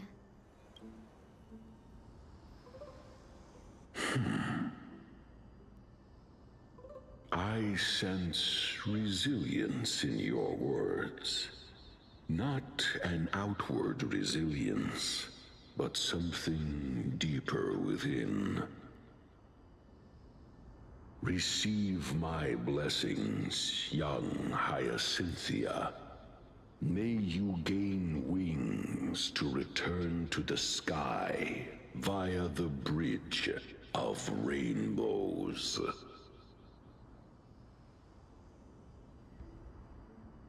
Thank you for your trust, Lord Crispus. We won't let you down. Wait, reminder that it's Artoria because it's the female version of Artorius, the Roman who the myth is thought to be based on. Well done, Hyacinth. Thank you. My ancestors were all pretty strong-willed people. It won't be easy convincing them. I've run through these upcoming conversations in my head more times than I can count. Looks like your efforts paid off. Now, the next ancestor on the list. Her spirit is set to rest in the vortex of Genesis. A pity that the ceremony has to be performed in strict order. Shall we head back to Akama together, Danny? The vortex of Genesis, huh? I have a suggestion. Remember how you suggested I learn the secret arts of water from Phagos's priests? Oh? I've been practicing that in my spare time and made some progress. Now, as long as I have spirit water with me, I can use those techniques to carve a path directly to the vortex of Genesis. Wait. Oh! Cool. Oh, I remember. I didn't expect you to keep at it this long. That's so like you, Danny.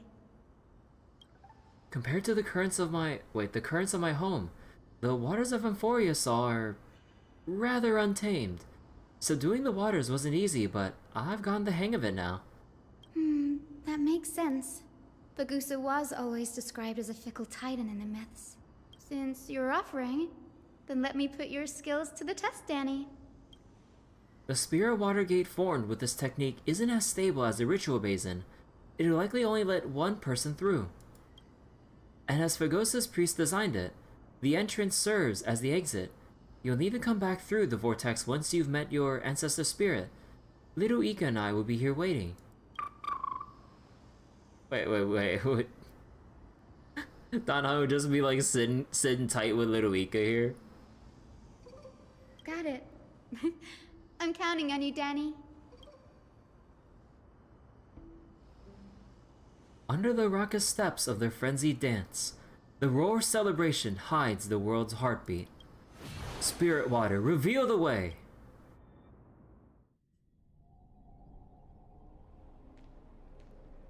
The vortex of Genesis. Unbelievable. Danny is full of surprises. But this does feel way more disorienting than the ritual basin. Wait, is Lady Treeby here too? And who is that next to her? Ah, I think I know who that is. Do you have to go already, Cipher? It's been ages since you were last in Akama. You could have taken some time to rest, and we could have caught up.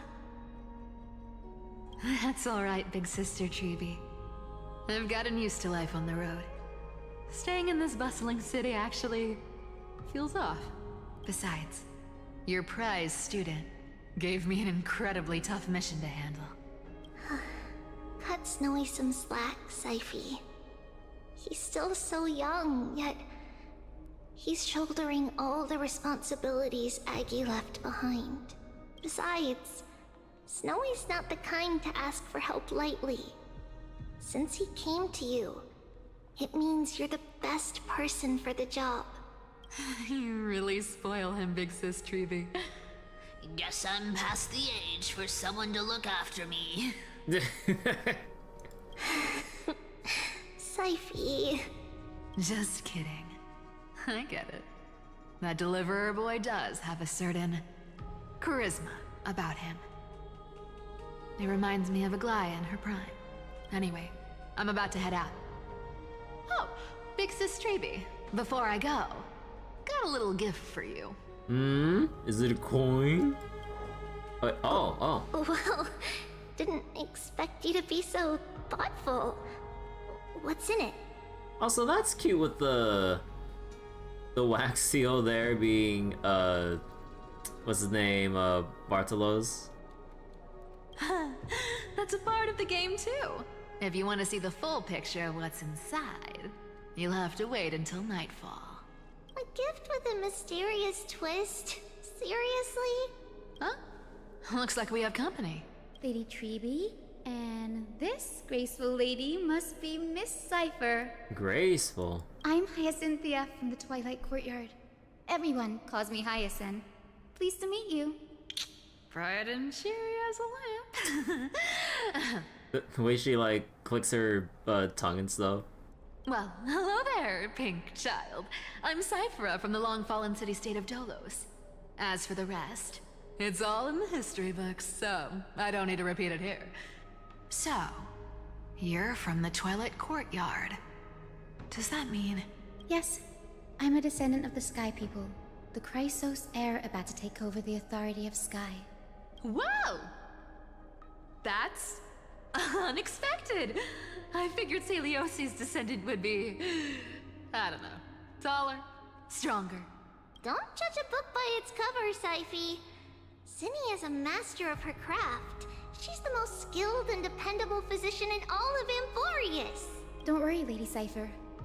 I may not be as strong and warlike as Lady Celiosi from 1,000 years ago, but I'm confident I can carry out the mission of the Skyfolk. All this talk about missions, you're making it sound way too serious. You've got to look out for yourself, girl. Don't push yourself too hard. I'd hate to see that cute face all scratched out by Aquila's claws. Cipher cracking jokes? Looks like you haven't forgotten what Aggie said all those years ago. Anyway, I've got a mission to handle, so I'll get going. Good luck, Miss Hyacinth. And if things get tough, just let that deliverer take the lead. You know, I only just noticed that her fingernails are painted gold with this angle. Holy shit. Like, I only just noticed.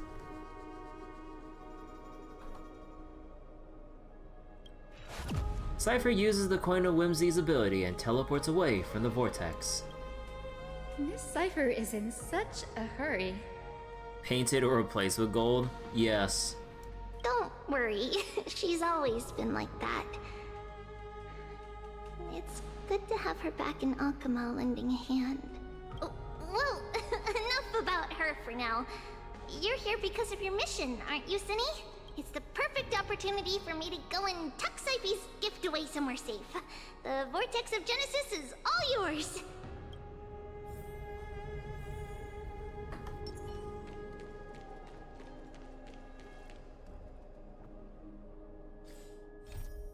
Still reeling from recent events, I went to the Grove hoping to investigate the record of myths like of the Titans of some manner of related research. There, I unexpectedly encountered Hyacinth, who was dealing with urgent matters. The task of collecting corpulents could wait no longer, so I chose to witness Hyacinth perform the skyward rite and gain the path to Aquila's location. Ah.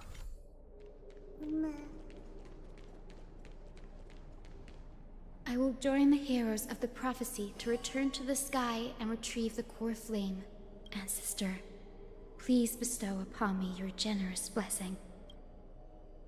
Converse. What? Skip this narration? Bruh.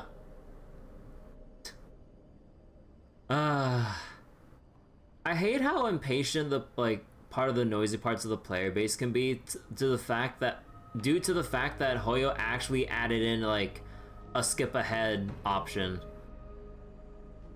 Like, bro, I hate how impatient people are with reading shit. The fact that this is actually here as an option.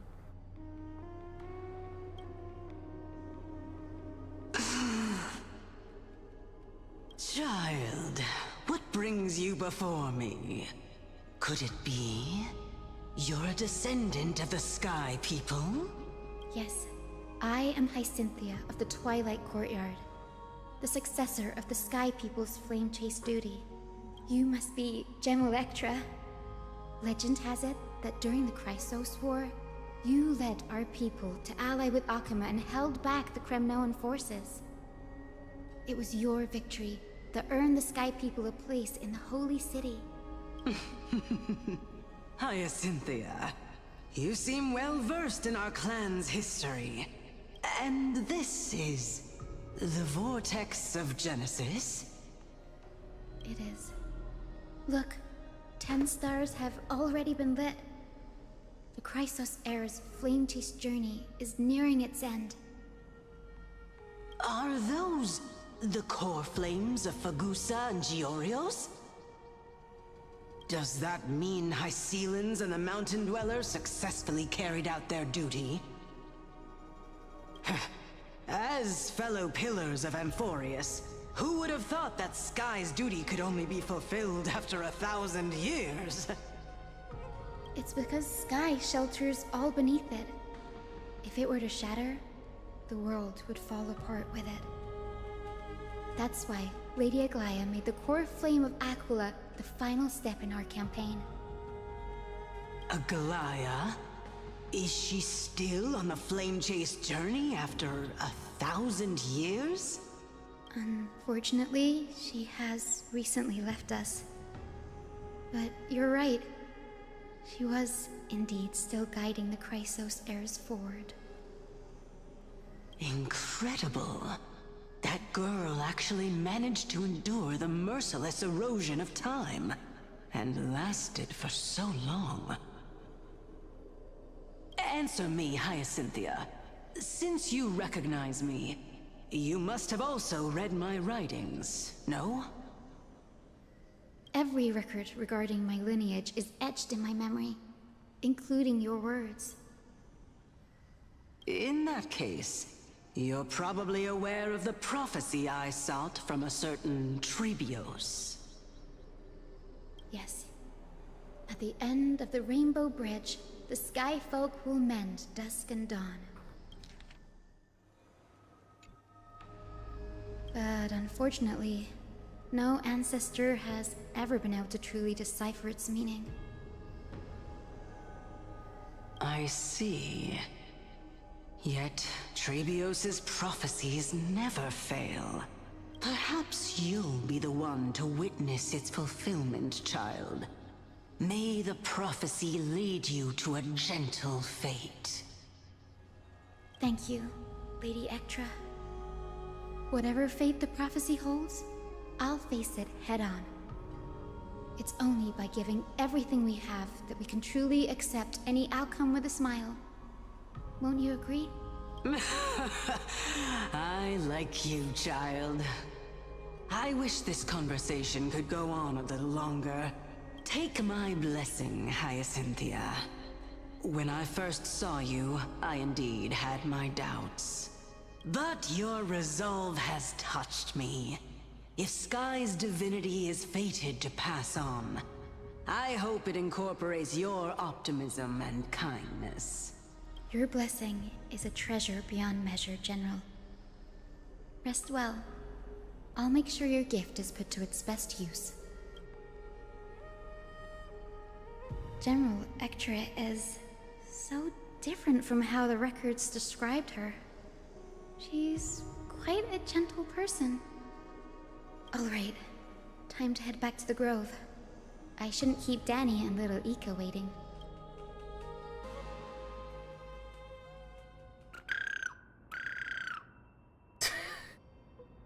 The little sounds.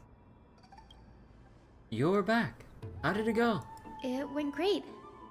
Your spirit water art was a huge help, Danny. Do you mind sharing what your ancestor spirit said to you?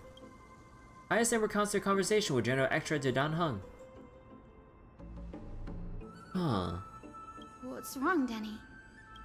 Nothing. It sounds like everything went smoothly. It's just, I'm a bit concerned about the prophecy you mentioned. At the end of the Rainbow Bridge, the Sky Folk will mend dusk and dawn. I can somehow sense a hint of sadness in those brief words. You've always been a bit of a sensitive soul, haven't you, Danny? Lady Trinan deciphers countless prophecies every day, and this one's just another among many. Don't worry too much about it. I hope so. Come on, Danny. Don't look so gloomy. We're gonna have to take a long trip for the final visit to the ancestors. Where are we going? Our final stop is Lord Mighty's home, Castrum Kremnos. Oh god. We're here. This is it. Castrum Kremnos. Lord Mighty has been fighting the Black Tide here, alone day after day. I'm worried about him. He sent a message earlier, carried by thunder, warning us to watch out for the Flame Reaver's actions. That means he hasn't been consumed by the Black Tide's madness yet. We're here to complete an important mission. We shouldn't interfere with this battlefield. Don't you agree, Danny? I agree. There. That sleeping spirit is my grandmother. Your grandmother? Yes, my grandmother Jacintha was a warrior. She represented the Twilight Courtyard in the Kremnos Festival. She fought her way through every challenge and reached the final stage of the Kremnos Festival. She was just one step away from securing a peace treaty for the Skyfolk, but was ultimately defeated by the champion warrior of that time. I've never looked too deeply into the details of such ritualistic violence. The scroll simply described it as a glorious duel, but behind the glorious duel was a tragic end. Not long after the festival, my grandmother's injuries worsened, and she passed away far from home. This prophecy tablet was left here by the Kremnoans to honor her final wish. Her death marked the final collapse of the Twilight Courtyard, already fragile under the shadow of war. And the Kremnoan warrior she fought against? Was Lord Gradaros. Ah.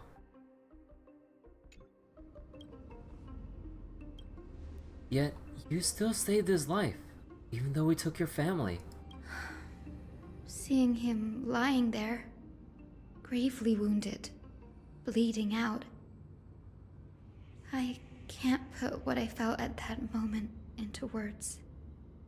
But when I heard Lord Gradaros took that fatal blow to protect Lady Trian, all those tangled feelings faded away. To quote Lord Finan, Gradaros must have done that to become a better man. It takes true courage to forgive. You're every bit as strong as your ancestors, Hyacinth. You're getting better at this, Danny. In her final diary entry, my grandmother wrote that when the moment of destiny comes, a descendant of the Sky People would deliver the message of their departure to her spirit. I wonder what she'd think when the one awaking her turns out to be her beloved granddaughter. I will join the heroes of the prophecy to return to the sky and retrieve the core flame. Ancestor, please bestow upon me your generous blessing. Listen carefully. Is this the world of the living? Wait. You. Could you be? Grandmother, it's me. You're Hyacinthia. Hyacinthia, my little hummingbird. Why? How? Why is it you who awakened me? I have never imagined this. I thought I would feel happy for all my ancestors when this day came, but now I can't even experience the joy of seeing you again. Do you remember that you and Father took me to my very first skyrite when I was 8? Back then, you wanted me to pick one accessory out of 4. The sun crown representing nobility, the storm bracelet symbolizing strength, the ice ring embodying wisdom, and the radiant pendant signifying kindness. Grandmother, do you remember the one I chose? You spoke an innocent little prayer, infusing a faint thread of light to that modest pendant. Yes, and I remember how surprised you were. In all those centuries, no other child of the Sky People had ever made the same choice I did. Hyacinthia, there was a time when I thought you were a timid child. You never had much interest in swords or battle and had no relation to that fiery determination and strength in our blood. Yet I've told myself, that's not a bad thing. If my hummingbird could live her life in kindness and optimism, then it'd be a good thing. I never thought the burden of retrieving the core flame of Aquila would fall to you. Don't worry about me, Grandmother. I believe what makes someone a Skyfolk isn't just outstanding strength, but the capacity to shape the world. When the world cried out for a hero to challenge the gods 1,000 years ago, Zeliosi stepped forward and began the flame-chasing era. And now, as the flame chase journey nears its end, this broken world is crying out for something else. Healing. Isn't it poetic? A saga that spans 1,000 years, began with Sky, and will also end with Sky. You're still as optimistic as ever, just like when you were a kid. If your mind is set, Hyacinthia, then carry your resolve through to the very end. Return to the sky with my blessing, and watch over this world on the threshold of salvation. Grandmother, thank you. But I have one last request. Speak, Hyacinthia. We should still have some time. Before you go, could you tell me the tale of the Sky Hero once more? Just like you used to? Then listen closely, my dearest hummingbird. After all, this will be the last time. For millennia, the Titans waged relentless wars, leaving the world scarred and ravaged. A century of the Chrysos War plunged the nations into chaos and decay. Until a spear, fueled by mortal rage, pierced through the smoke and flames that buried the prophecy of deliverance. Aquila, the celestial shaper, the 100-eyed divine bird crowned with the blazing sun and wielding thunder. Oh, wait, let me see this. Aww. Dude, I'm gonna have so many, like, screenshots to save of all these, like, images. Oh my god. Again, moments like this, I really wish we had a goddamn gallery mode.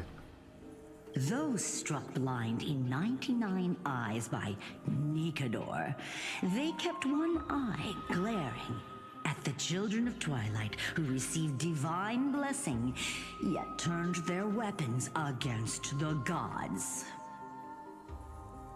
The Chrysos heir of the sky, Celiosi, the Day Thunder Knight, ascended the forbidden lands of the Eye of Twilight at dusk, clad in wings. Ascended the forbidden lands. To her left was the lion-headed Solipus the Sunlit Wings, whose roars breathed divine flames and scorched the world. To her right was the horse-bodied Lunibus, the Moonlit Plume, whose graceful steps trampled the stars in the heavens. The one warrior and her two beasts challenged the ruler of the sky, determined to seize the divine core flame through plunder. The Titan's every roar summoned lightning bolts, and their every movement stirred cyclones.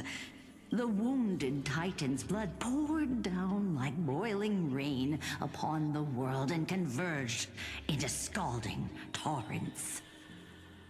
In the final moments of battle, the Sunlit Wings set the Titan's wings aflame, while the Moonlit Plume sealed the divine body. The battered hero of the sky, with her wings broken and her body covered in wounds, struggled to lift her spear and pierced the last monstrous eye.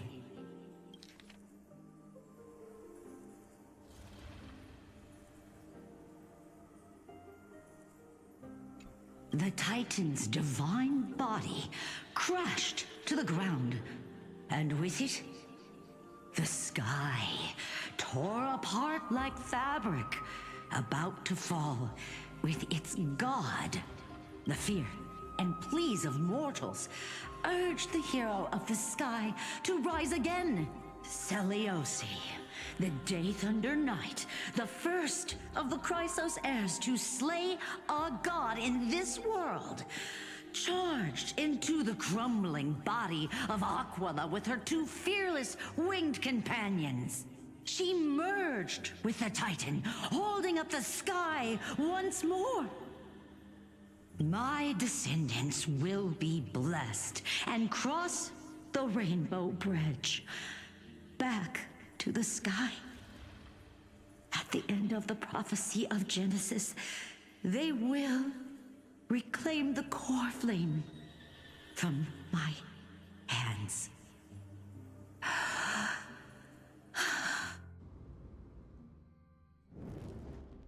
A few days later at Dawncloud. Today's the day. Wow, I didn't expect it to be so lively up here.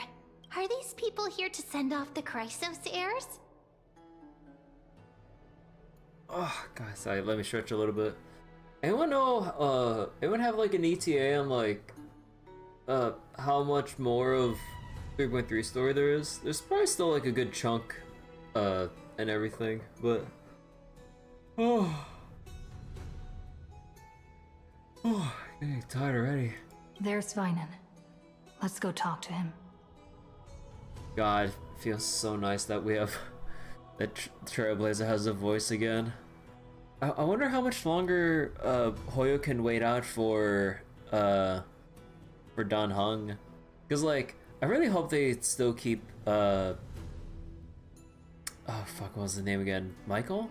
I still hope they can keep him as the VA or whatever, but like, you know, complications and everything, but hoping things like actually work out well, because like he really does make Dan Heng's voice and everything. It would suck not to have his voice, because like I attribute his English voice to, you know, how I've visualized or imagined Dan Heng in my head if I had to think about him.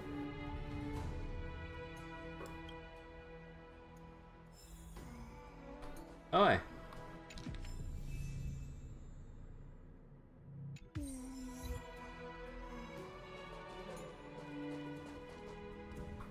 Yeah, I would imagine it's still quite a bit, especially if we have to do all this stuff.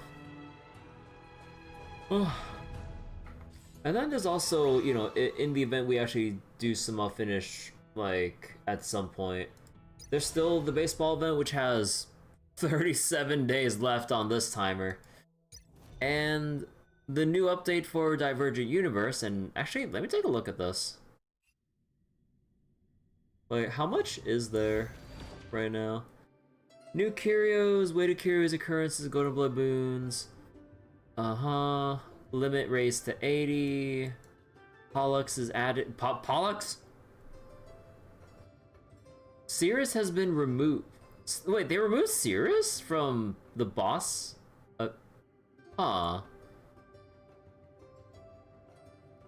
Adds 1 astronomical division and threshold protocol 7. No clearance rewards. They can choose whether or not they want to challenge them. Strategies have been added. Wait, oh my god, wait, this is a...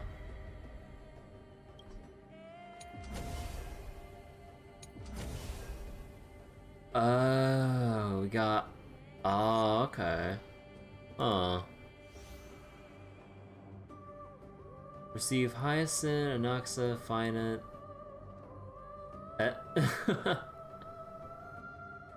The name's like blocked out, okay.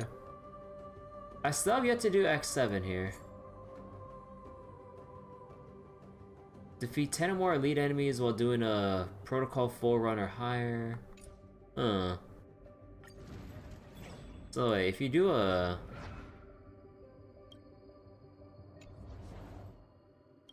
What's this current rotation? I haven't actually done it yet. You gain a bunch of equations. When obtaining this curio, or equations of 2 3-star rarity, replace them all. Oh, you replace all of your high rarity equations with 1 stars, and then you just keep racking up damage multiplier. That's interesting. Oh, actually, hold on. Kind of more. What are the other rewards here? So, ignoring anything that's not Jade, 120, 240, 360, 480. And wait, is there nothing else there? Just relic remains, the teardrops, which is nice and all. Track of Destiny. Next expansion. Damn, that long? Although this would last until the end of M4, so it would take a long ass time. Oh, how much stamina have I got? Yeah, no, I'll wait for reset to do shit.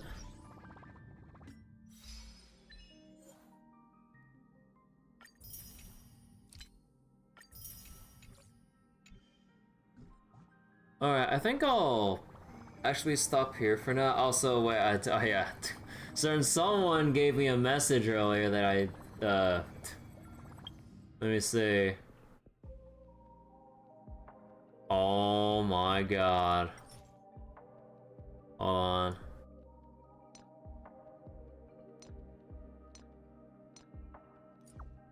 There we go. There you go, Disc. I hope you're happy. But yeah, okay. I think I'll continue Star Wars story next time. I kind of want to keep doing the rotation between everything that we've been doing so far. Between Trails, Fate, Star Rail, and we'll keep going as we cycle through like the story for all the respective games, and assuming we catch up with the main story in the next Star Rail session, we could just easily like segue into the baseballer game, because we have over a month to do this, so by the time I rotate back we'll probably get into this. And then Divergent Universe stuff, I mean, I'll probably just do my usual weekly run, and then probably just like, what was it? Probably just wait for a reset or whatever to do more. I'll just kind of like slowly build up the sync level for the rewards over time. Not gonna hard grind it out or anything. In terms of endgame content, I still gotta do Memory of Chaos. Do you want to enter the Forgotten? I did Apocalyptic Shadow off stream because I was like, considering everything, I thought I'd just kind of do it by myself. And yeah, initially I had issues, but then just had to change up the rotation a little bit and get a better understanding of like timings in the fight. And yeah, it wasn't too bad, all things considered. The protein hero.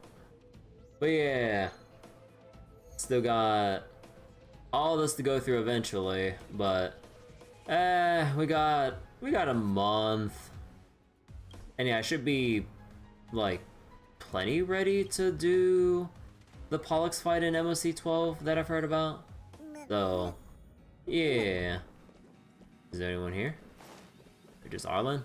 It's just the boy. Alright. I'll go leave it here for now. Probably go watch the new episode of Apothecary Diaries because last week they went on break. And today the new episode just came out. So hell yeah, I'm gonna watch that shit. So yeah, I'm gonna go leave it here. Thank you all for watching. I got Apothecary Diaries to catch up on. And yeah. Back to your replay of XD Gale of Darkness. Hey, have fun with it. But yeah, take care everyone. Bye-bye. Oh yeah, there's the Kiyomo. Why is it not showing up on the preview thing on Chatty? Come on, why is it just the red X there? Yeah, I can't believe you, Disc. Not once, but twice on this stream. But yeah, okay. Bye-bye, everyone. Good night.